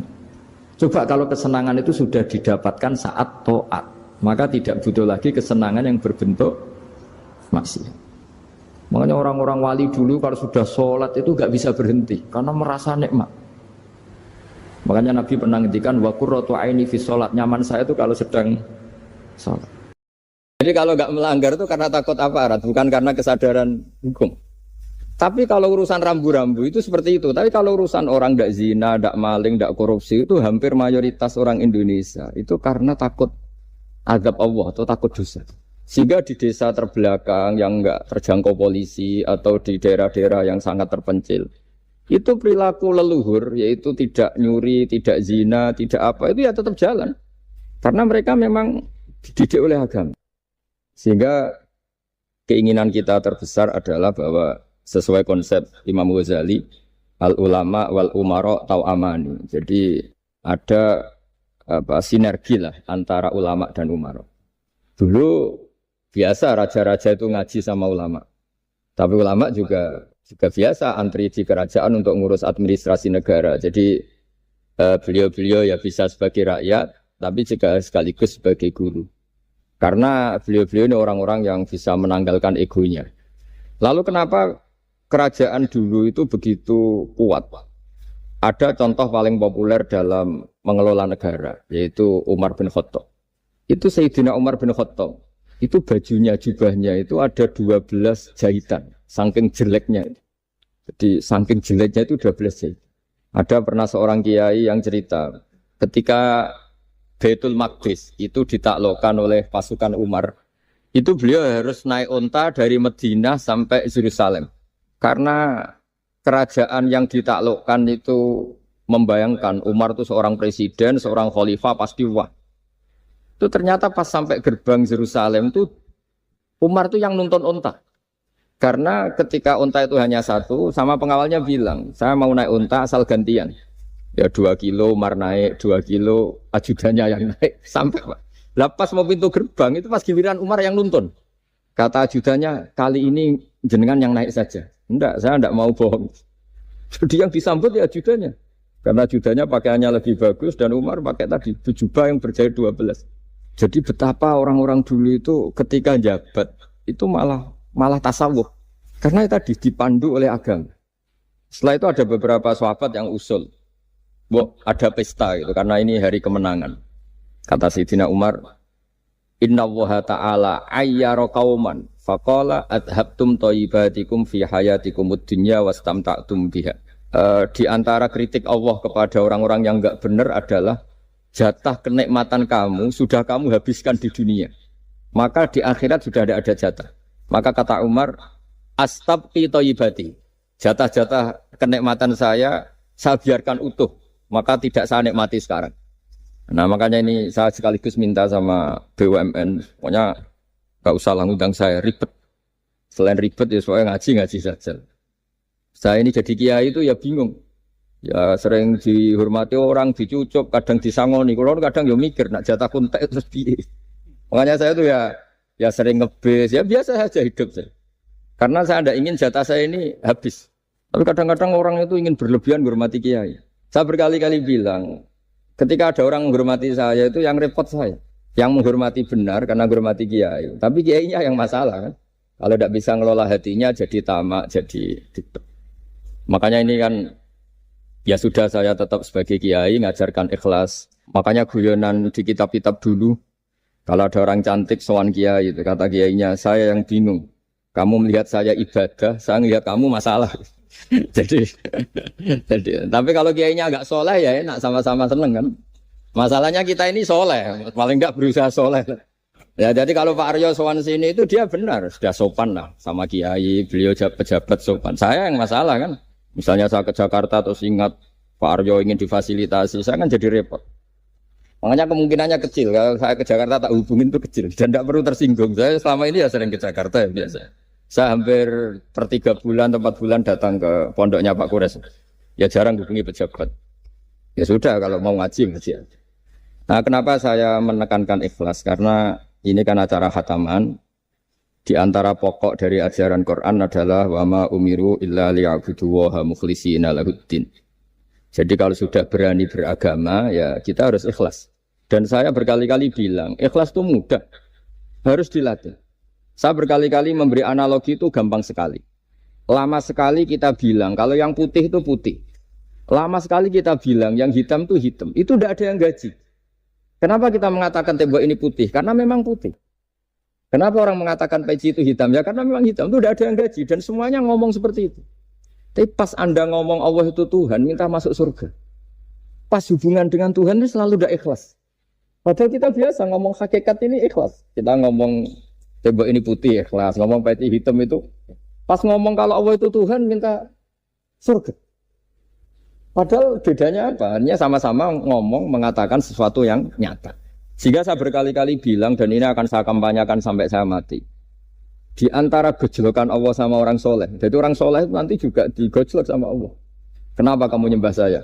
Karena saya ingin masuk surga ya Allah. Yang satu ditanya, kenapa kamu nyembah saya? Karena saya takut neraka ya Allah. Berarti kalau saya tidak bikin surga, tidak bikin neraka, kamu tidak nyembah saya. Ya udah gitu Gusti tempat nyembah jenengan. Tapi kadung keliwat alasannya itu. Makanya saya itu tidak pernah bilang ke anak saya gini. Kamu harus syukur karena bapak dapat pekerjaan. Tidak pernah saya. Kamu harus syukur bapak punya uang. Tidak pernah. Nanti syukurnya nunggu bapak punya uang. Kalau nggak punya uang nggak bapak ribet. Maka ini yang bupati, yang pejabat tidak usah syukuran. Syukuran bapak naik pangkat, bapak direktur BUMN. Nanti kalau enggak sudah pensiun sudah syukurnya hilang. Nah, karena ini kan ngaji sama kiai ya saya ajarkan khas kiai. Saya sampai sekarang ya tidak nikmati kebesaran nama saya atau apa. Karena tadi memang harus dilatih. Kalau kita bisa mengatakan putih itu ikhlas tanpa tekanan, tanpa imbalan. Kenapa pas mengatakan Allah Tuhan harus minta surga? Padahal Allah itu tetap Tuhan meskipun tidak menciptakan surga dan nah dari pemahaman seperti ini para mufassir itu tahu kualitas kalimat fattaquni ya ulil albab. Takutlah kepada saya. Jadi kualitas kata fattaqun naro sama fattaquni itu bagi orang-orang hakikat lebih takut kalimat fattaquni. Kata orang-orang tasawuf neraka itu nanti, itu pun kita tidak mesti masuk. Tapi kalau Allah sekarang pun sudah ada. Jadi kalau cara berpikir orang tasawuf gini, ini karena Pak Bima mesti gak pernah belajar tasawuf, karena belajarnya nyari uang. Gitu. Makanya ini tak ajari cari tasawuf. Tadi sudah tak gojlok. Harus ngapalkan Quran. Katanya. Kalau cara berpikir tasawuf itu gini, surga dan neraka itu muajjalah, itu nanti. Kamu nyembah Allah ingin masuk surga. Takut menghindari maksiat atau takut sehingga tidak maksiat karena takut neraka. Dan surga itu simbol ridhonya. Neraka simbol bencinya, suktunya Allah. Terus kata orang-orang tasawuf cara berpikir, Allah itu sudah ada sekarang. Mulai dulu sampai sekarang Allah sudah ada. Kalau Allah sudah ada, berarti Allah sekarang ya bisa berstatus ridho ke kamu atau berstatus benci ke kamu. Kenapa takutnya nanti? Wong Allahnya sekarang kok takutnya? Ya sekarang juga. Kamu harus amal tuh nakdan. Nakdan tuh cash. Allahnya ada sekarang, ya ibadahnya harus ada sekarang. Makanya kata orang-orang tasawuf, andaikan Allah tidak bikin surga atau neraka, ya saya tetap nyembah karena surga itu simbol ridhonya. Bahwa surga itu nyata ada, ya nyata ada. Dengan segala fasilitasnya itu nyata. Tapi bahwa surga itu tetap kamu masuk surga karena cari ridhonya Allah. Kalau Allahnya sudah ada, berarti ridhonya sekarang sudah ada. Harus kamu cari sekarang, jangan nanti. Sehingga kadang-kadang orang yang ingin masuk surga itu ya kelasnya kelas amatir. Masyhur itu. Ada seorang wali masuk surga ketemu Allah ditanya. Karena wali ini biasa mensafaati murid-muridnya. Ya Allah, kenapa murid-murid saya tidak kelihatan sowan jenengan? Murid-murid kamu ingin masuk surga karena ingin makan enak, punya bidadari cantik-cantik itu di sana. Tapi mereka lupa saya. Jadi akhirnya di surga tapi nggak ketemu Tuhan. Karena inginnya ya sudah trauma punya istri jelek, cerewet. Banyak loh orang yang masuk surga itu yang agak kacau. Enak sudah surga, nanti di sana nggak usah sholat, nggak usah puasa. Jadi sholat yang sekarang udah gak problem. Jadi banyak itu orang-orang Islam yang Islamnya mungkin imannya amatiran. Wah enak masuk surga, nggak ada subuh lagi, nggak ada puasa lagi. Bebas. Oh, itu kan kurang ajar betul. Jadi ibadah itu dianggap problem. Bandingkan di cerita dunia wali itu ada wali bertanya gini, ya Allah apa di surga itu ada sholat? Ditanya sama Allah, kenapa kamu tanya gitu? Kalau tidak ada sholat mendingan saya tidak di surga. Dia tidak bisa membayangkan ada kenikmatan di atas sholat. Nah kalau jenengan kan nggak bisa membayangkan kalau di surga masih disuruh sholat. Sampai sekarang aja kita tahu berhentinya sholat itu kapan. Kalau sampean tanya gitu, kalau ingin berhenti sholat nggak wajib, majnun. Jadi orang gila langsung nggak wajib. Jadi artinya harus dilatih ilmu-ilmu tasawuf seperti ini supaya hidup itu nyaman. Hidup itu nyaman. Dulu Pak Imam ini ada Pak PJ Rembang. Itu dulu ada seorang raja. Didatangi ulama. Gimana cara saya tidak nikmati jadi seorang raja? Ulama itu nasihatinya gampang. Dia omongin gini Pak Arya. Pak Raja kalau kamu di Sahara, di padang Sahara, kemudian Anda kehausan. Kalau tidak minum satu gelas air, Anda mati. Apakah? Terus kemudian yang punya air bilang gini, kamu tak kasih air, tapi syaratnya kerajaannya kasihkan saya. Kamu kasihkan apa milih mati? Wah ya milih dikasih air. Mendingan enggak jadi raja tapi hidup. Terus la tafrah bimulkin la yusawi kak samain. Kamu jangan bangga dengan satu kekuasaan, dengan satu kerajaan yang nilainya sama dengan segelas air. Akhirnya dia terjadi raja yang soleh karena ternyata apa? La yusawi kak samain, tidak sama atau ya nilainya itu masih kita yang rakyat yang tidak jabat. Misalnya masyarakat, itu ya harus berpikir gitu. Orang tidak jadi bupati tetap hidup, nggak jadi pegawai BUMN tetap hidup. Tapi kalau nggak minum air itu mati. Dan rata-rata rakyat itu bisa minum air. Artinya apa? Kita dan mereka itu sama-sama punya nikmat yang pokok, yaitu sadur rumki, nikmat yang bisa mempertahankan kehidupan. Jadi nikmat selain itu tidak pokok. Sehingga orang itu bisa jadi wali. Jadi ini resep jadi wali. Jadi wali itu udah harus tirakat dalail, terus gak pernah makan nasi itu enggak, itu keberatan. Jelas sebagai ibu enggak mau itu, mesti enggak mau itu. Mesti enggak mau. Ya enggak mau ya enggak bakat. Jadi udah pasti enggak mau. Karena ini saya tahu banyak tentang beliau. Pak Arya itu bin selamat. Dulu abahnya itu ditobatkan Gusmi. Dingertikan agama oleh Gusmi. Karena beliau ingin tetap mencintai kiai, korbannya saya karena Gusmi meninggal, terus mahabbahnya diarahkan ke saya. Jadi saya berdoa supaya diarahkan ke banyak kiai lah, supaya saya tidak jadi objek sasaran. Nanti juga repot ini. Saya itu sering disewani orang dari Kalimantan, Sulawesi, saya ingin idolakan jenengan, saya ingin dekat dengan jangan.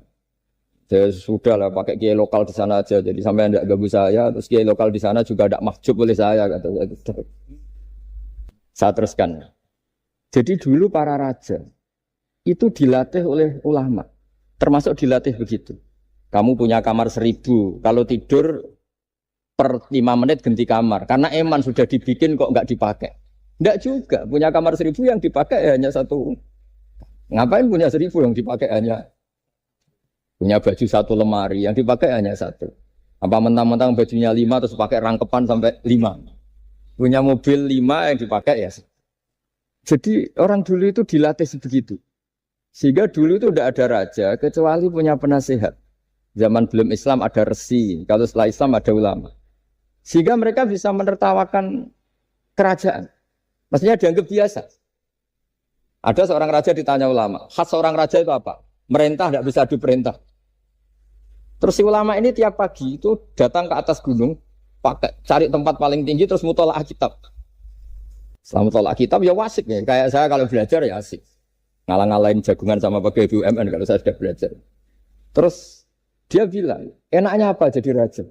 Saya di sini nggak ada yang memerintahkan saya. Berarti saya dengan raja sama.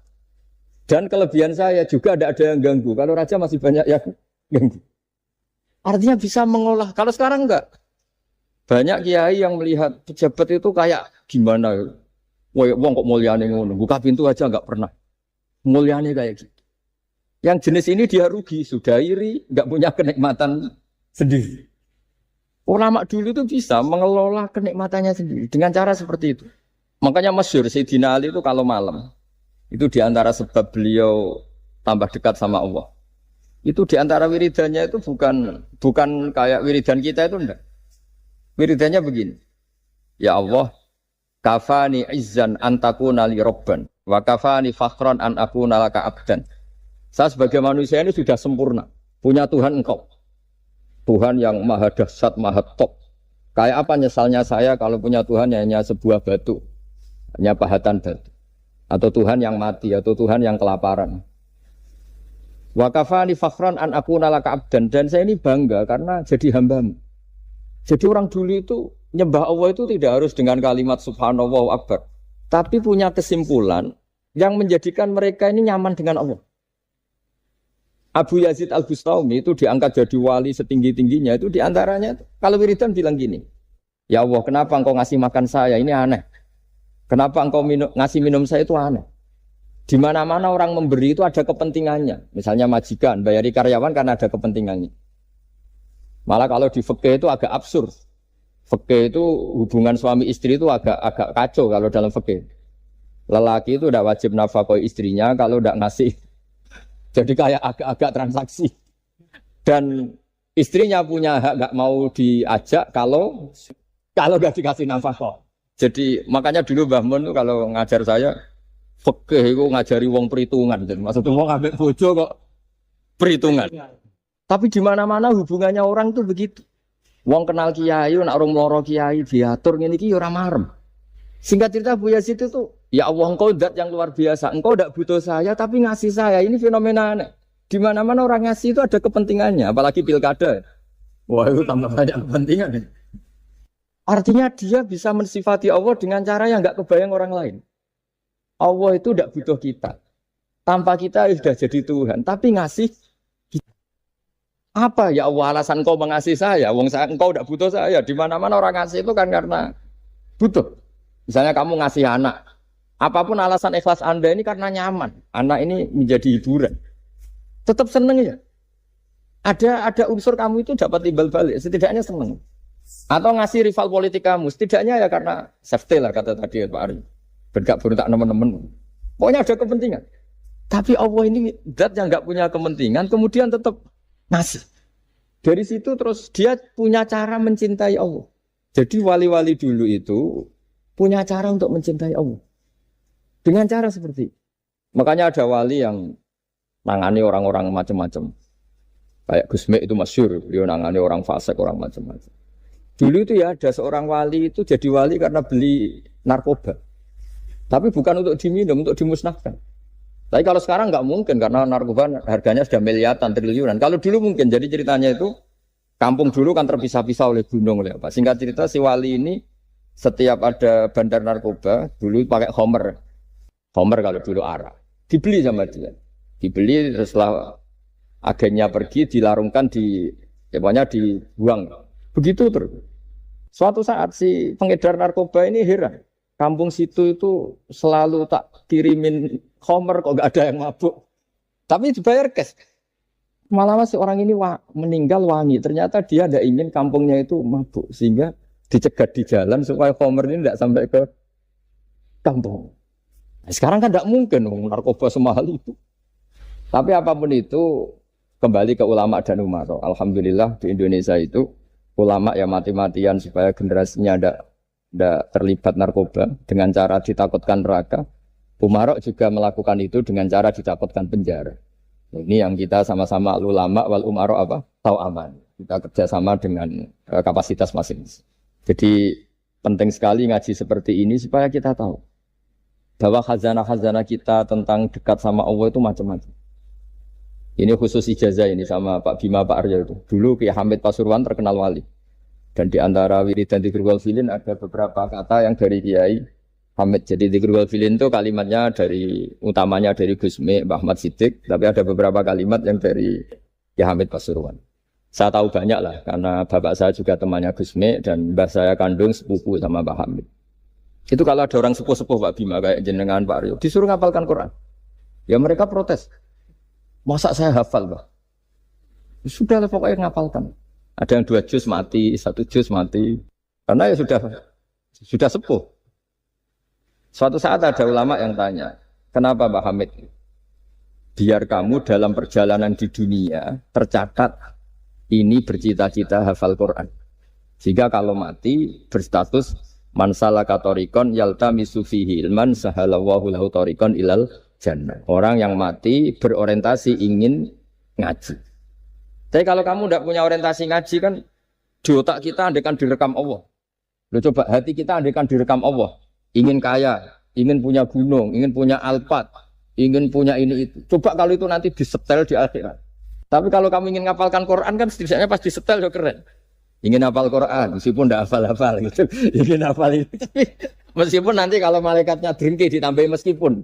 Tapi insya Allah mereka ada yang drengki. Tapi andaikan kita nanti tidak punya cita-cita ngaji, itu rekaman kita itu. Ingin mapan, ingin kaya, ingin menguasai dunia. Betapa malunya kita kalau rekaman itu kita dengar di depan Allah. Padahal nanti niat ini yang dihitung. Faman kanat hijratuhu ila Allah wa rasulih fa hijratuhu ila Allahi wa rasulih. Orang yang orientasinya hijrah. Hijrah itu meninggalkan yang buruk menuju yang lebih baik. Hanya untuk Allah dan Rasul, maka ya dihitung ke sana. Jadi misalnya Pak Bima, Pak Aryo ngapalkan Quran, hafal-hafalnya. Tapi berarti perjalanannya ini mencari ridhonya Allah, itu ditulis. Tapi kalau kita orientasinya ingin mapan, ingin sejahtera, ya ditulis. Ini ingin punya rumah 2, ingin punya rumah di berbagai provinsi. Ini coba kalau itu nanti direkam. Terus ditanya Allah, inginnya kamu apa sih di dunia? Dan itu bisa menjadi status kita.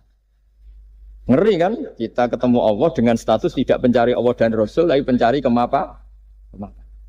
Itu cara Mbah Hamid untuk mendidik supaya orang itu orientasinya kepada Allah dan Rasul. Disuruh ngapalkan.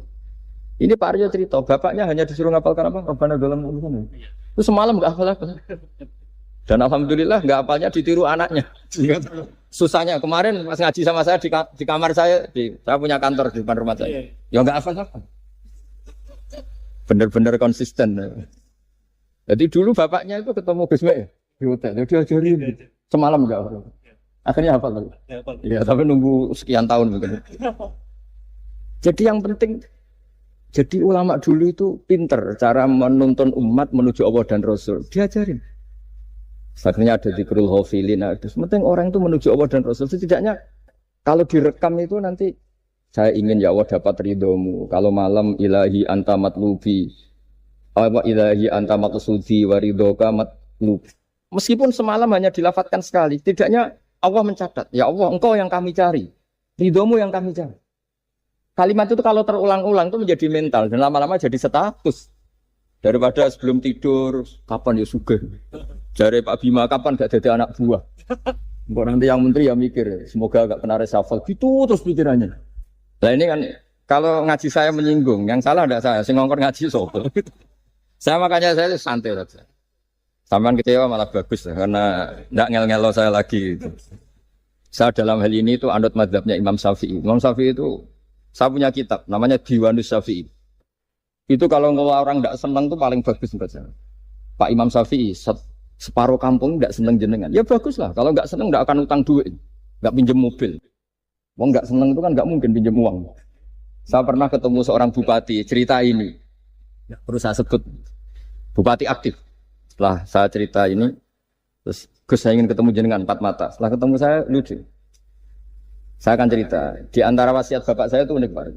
Hak ngelola wong gedeng gue enak, sing ribet itu ngelola wong seneng. Jadi ngelola orang benci itu mudah.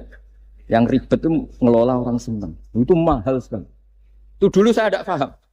Bareng kenal wong seneng ngel-ngel no. Nak sing ra seneng kan sudah selesai. Akhirnya Imam Syafi'i kan separuh kampung ini tidak seneng jenengan. Ya bagus. Mereka tidak akan utang saya, minta tolong saya. Artinya orang dulu itu jadi yang seneng dikelola untuk teman kebaikan, yang enggak seneng dianggap menjadi harga itu murah. Singkat cerita terus bupati ini datang ke saya cerita. Yang jelas enggak bupati Rembang, enggak ada usaha. Cerita di bawah beduk. Cerita. Iya Gus. Rival politik saya ketika saya kalahkan itu selesai. Tapi mitra politik nanti saya kira berper. Jadi orang dulu itu segampang itu ngelola kehidupan. Artinya yang seneng ya penting kita butuh mitra. Yang gedeng ya nggak apa-apa lah. Barokahnya gedeng itu tidak ganggu Anda kan. Asal sing gedeng aja dukun santet ribet itu kalau nanti. Ketika Imam Syafi'i diceritain orang yang tadi nyium tangan jenengan, yang sama jenengan diluk hormat, di luar itu memaki-maki jenengan. Kata Imam Syafi'i, bagus lah. Berarti saya wibawa, di depan saya tidak berani. Jadi beliau seenteng itu melihat dunia. Jadi orang dulu itu, makanya mereka gampang jadi wali karena radhiyallahu anhum wa radu. Jadi orang yang melihat Allah itu sudah ridho, ya sudah. Nabi Musa itu kekasih Allah, kalimullah. Itu orang Israel. Itu yang gedeng yang ngel-ngel, no. Yang seneng yang ngel-ngel, no. Malah paling ribet kalau ngadepi orang Israel. Singkat cerita Nabi Musa itu bilang gini, ya Allah, kasih saya ijazah. Yang dengan ijazah itu orang terbungkam semua, tidak bisa ngeritik saya. Tidak bisa mencibir saya, tidak bisa ngata-ngatain saya. Jawabnya Allah itu lucu. Ya Musa, hadza syai'un lam asna'hu li nafsi, fa kaifa asna'hu bika. Aku pangeran sing salah paham akeh, pemen aku kuwi mau nabi. Aku iku pangeran sing salah paham mbek aku akeh. Jadi saya ini Tuhan. Yang cara pandang tentang saya keliru itu saja banyak, apalagi kamu. Mestinya saya yang terbebas dari disalahkan.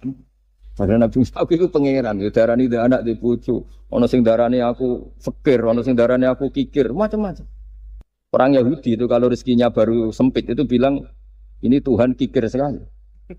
Sampai laqad sami Allahu qala alladziina qalu innallaha fakir. Pejabat juga gitu, kalau salah kebijakan juga dihujat. Ini tidak mensejahterakan rakyat. Itu kalau lapor Allah jawabannya gitu, kamu pejabat salah paham ribet, saya Tuhan saja disalahpahami. Jadi orang dulu itu segampang itu ngelola hubungan dekat dengan Allah. Jadi pakai rasa. Jika Ki Hamid Pasuruan itu ngijazai orang-orang sepuh, ada yang dikasih wiridan, disuruh ngafalkan, nggak hafal. Nanti misalnya mati kok belum hafal, statusnya ini penghafal wiridan kan bagus. Daripada ngapalkan saya ingin punya rumah kayak yang di Singapura, berarti Anda menghafalkan bentuknya, pernak-perniknya. Bila perlu Anda menghafalkan nomor arsiteknya siapa. Masa Anda hafal tentang cari ridhonya Allah, hafal bangunan milik orang lain. Dan bayangkan punya. Kalau Anda mati pas seperti itu, berarti tujuan kamu ya untuk seperti itu. Itu famangka ada di hijratu ila dunya, yusibuha awimro'atin yang tibuha fa hijratu ila ma'hajaru ilaih. Jadi nanti kita mati itu distatuskan sesuai komitmen kita ingin apa. Itu status kita. Berarti kalau kita ingin punya rumah mewah kayak yang di Singapura, kayak yang di Amerika, kayak di Eropa, itu terekam di otak kita, terus kita ngapalkan arsiteknya namanya siapa, itu di rumah mana, terus kita ngenangan ada arsitek yang kita bawa ke sana supaya niru. Untuk kita loh, untuk pribadi, nggak tahu saya kalau nanti untuk negara, nanti kita dibantah BUMN, untuk negara gimana, mungkin masih mendingan kalau untuk negara. Kalau untuk pribadi, singkat cerita akhirnya kiai-kiai dulu itu bikin gerakan hafal Quran, sama orang-orang sepuh yang jelas secara lahir nggak akan. Tapi butuhnya adalah ini sudah punya perjalanan menuju ini. Menuju ini yang nanti menjadi status. Jadi misalnya Pak Imam ini PJ Rembang beberapa kali ngaji misalnya. Statusnya gitu. Ini ngaji sama Gus Baha, ini ngaji sama siapa. Ditulis dan itu statusnya karena keinginannya memahami itu. Ya dunia sampai lewat saja. Tapi kalau kebalikannya urusan dunia detail, arsiteknya siapa, bangunan gini habis berapa. Kalau kurs rupiah berapa? Untuk pribadi, itu detail.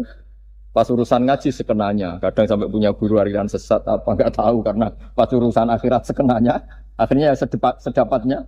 Ternyata ada guru, ada kiai tapi dukun. Saking sekenanya urusan akhirat, tapi kalau urusan dunia makanya banyak orang ditipu oknum ya. Oknum yang sebenarnya nggak kiai tapi ngaku kiai, sebenarnya dukun. Itu saya kadang ya seneng. Senengnya itu betapa mereka diingatkan. Urusan dunia nggak pernah ketipu, kok urusan akhirat ketipu. Berarti apa? Urusan dunia detail, urusan akhirat nggak detail. Sampai dukun bermacak kiai saja sudah bisa nipu. Sementara kontraktor asing yang mau nipu tidak bisa karena dia ngerti detail, jejak rekamnya apa gitu. Tapi kalau nyari kiai sekenanya, ini tidak nyindir ngomong fakta. Ya cobalah itu diangen-angen lagi.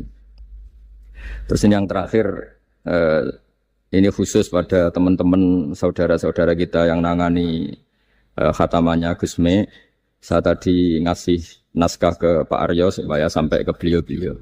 Saya yakin beliau-beliau sudah punya, tapi supaya ini tambah mantap bahwa kita saling menguatkan. Ini saya baca ya. Ini kitab yang dipakai referensi tim lajnah penerbitan mushaf Arab Saudi dan seluruh dunia, termasuk saya. Jadi tradisi khataman kita, tadi kan kita bicara khataman. Ya saya ulang lagi, tradisi khataman kita itu kan justru ditutup dengan wa ulaika humul muflihun, ya. Jadi tidak minal jinnati wan nas, tapi diakhiri wa ulaika humul muflihun.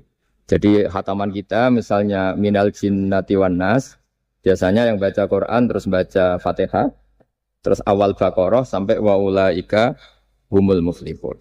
Nah, tujuannya adalah supaya kalau khatam itu memulai lagi. Ya, kalau langsung an-nas minal jinnati wan nas berarti dia bangga dengan berakhirnya baca Quran. Pertanyaannya, dengan Anda ketemu Allah, seneng ya jagungan mau aku sebar. Betapa buruknya kita jadi hamba. Kayak kita dulu ketika ngaji. Nah baru hure ngajine wis bar. Berarti nganggep guru problem. Makanya bangsa Indonesia itu ya agak lambat pinter karena sekolah juga dianggap problem. Pas masuk merengut, waduh sekolah. Pas bubar seneng, waduh sekolah. Jangan-jangan kita sholat juga gitu, ono adzan, waduh adzan. Jadi ini belum makam wakurroto ini bis sholat. Padahal cirinya orang baik itu menikmati sholat. Ciri utama suka ilmu ya menikmati pelajaran. Enggak, ini pelajaran bareng guru. Waduh, udah gitu matematika lagi. Waduh. Nah, kita baca Quran harusnya asik.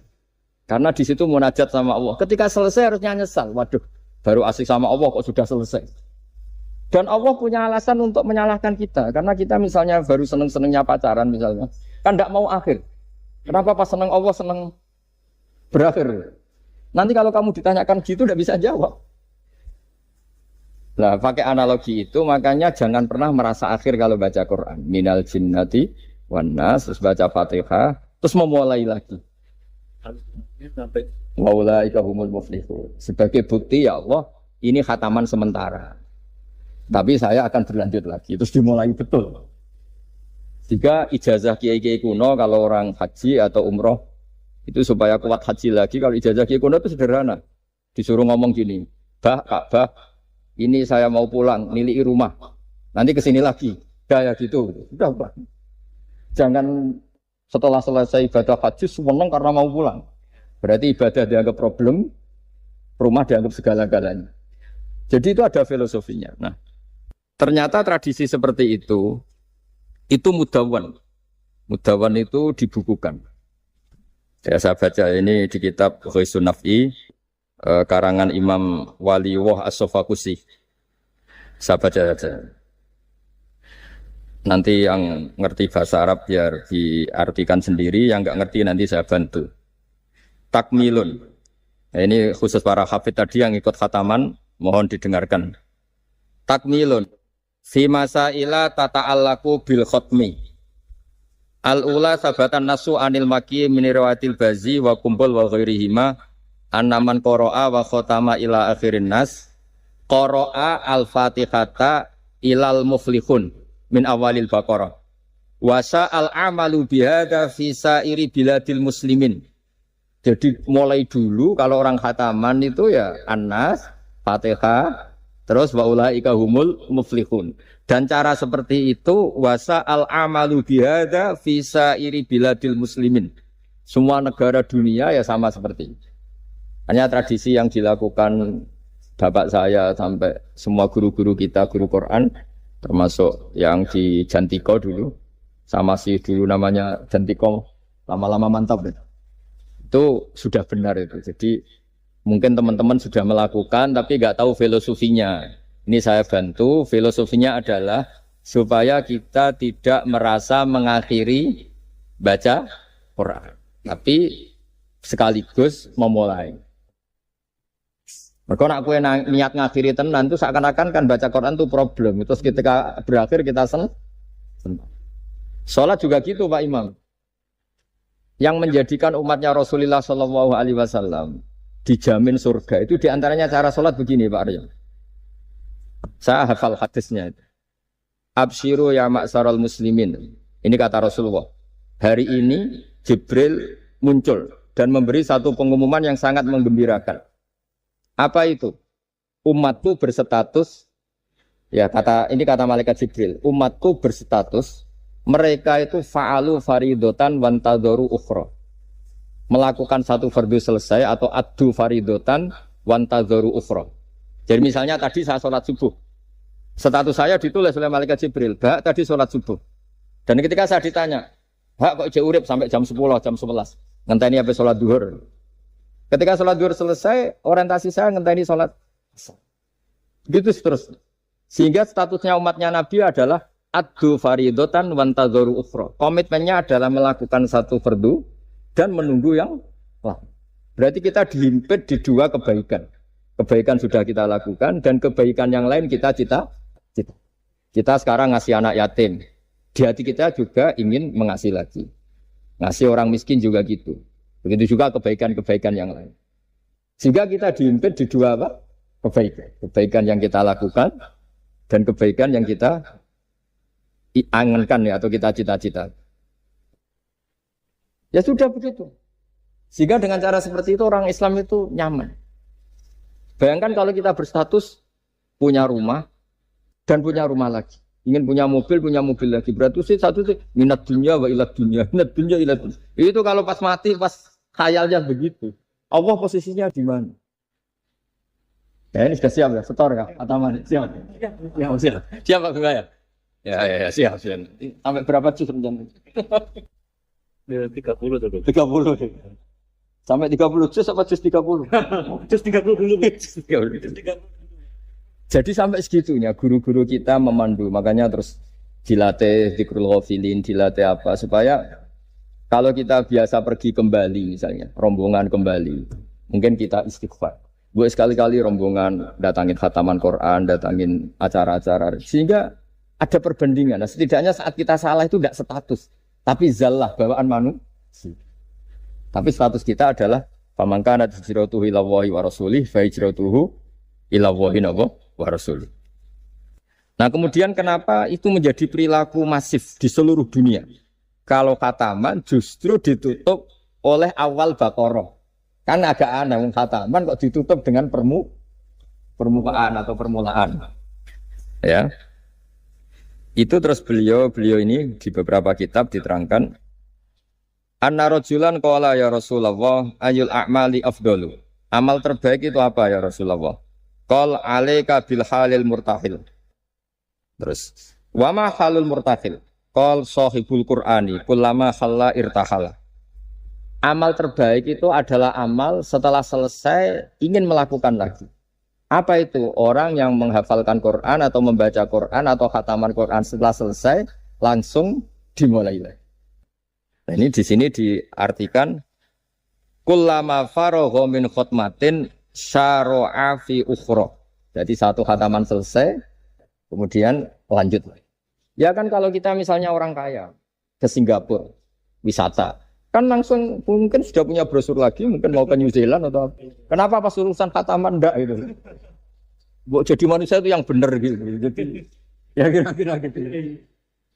Jadi Ini teman-teman yang sedang khataman, bahwa perilaku Anda sudah benar. Memang mulai dulu zaman Rasulullah SAW sampai sekarang memang justru khataman itu ditutup dengan wa ulaika humul muflihun sebagai bentuk komitmen kita bahwa kita ingin memulai, bukan berakhir di situ. Saya kira demikian. Assalamualaikum warahmatullahi wabarakatuh.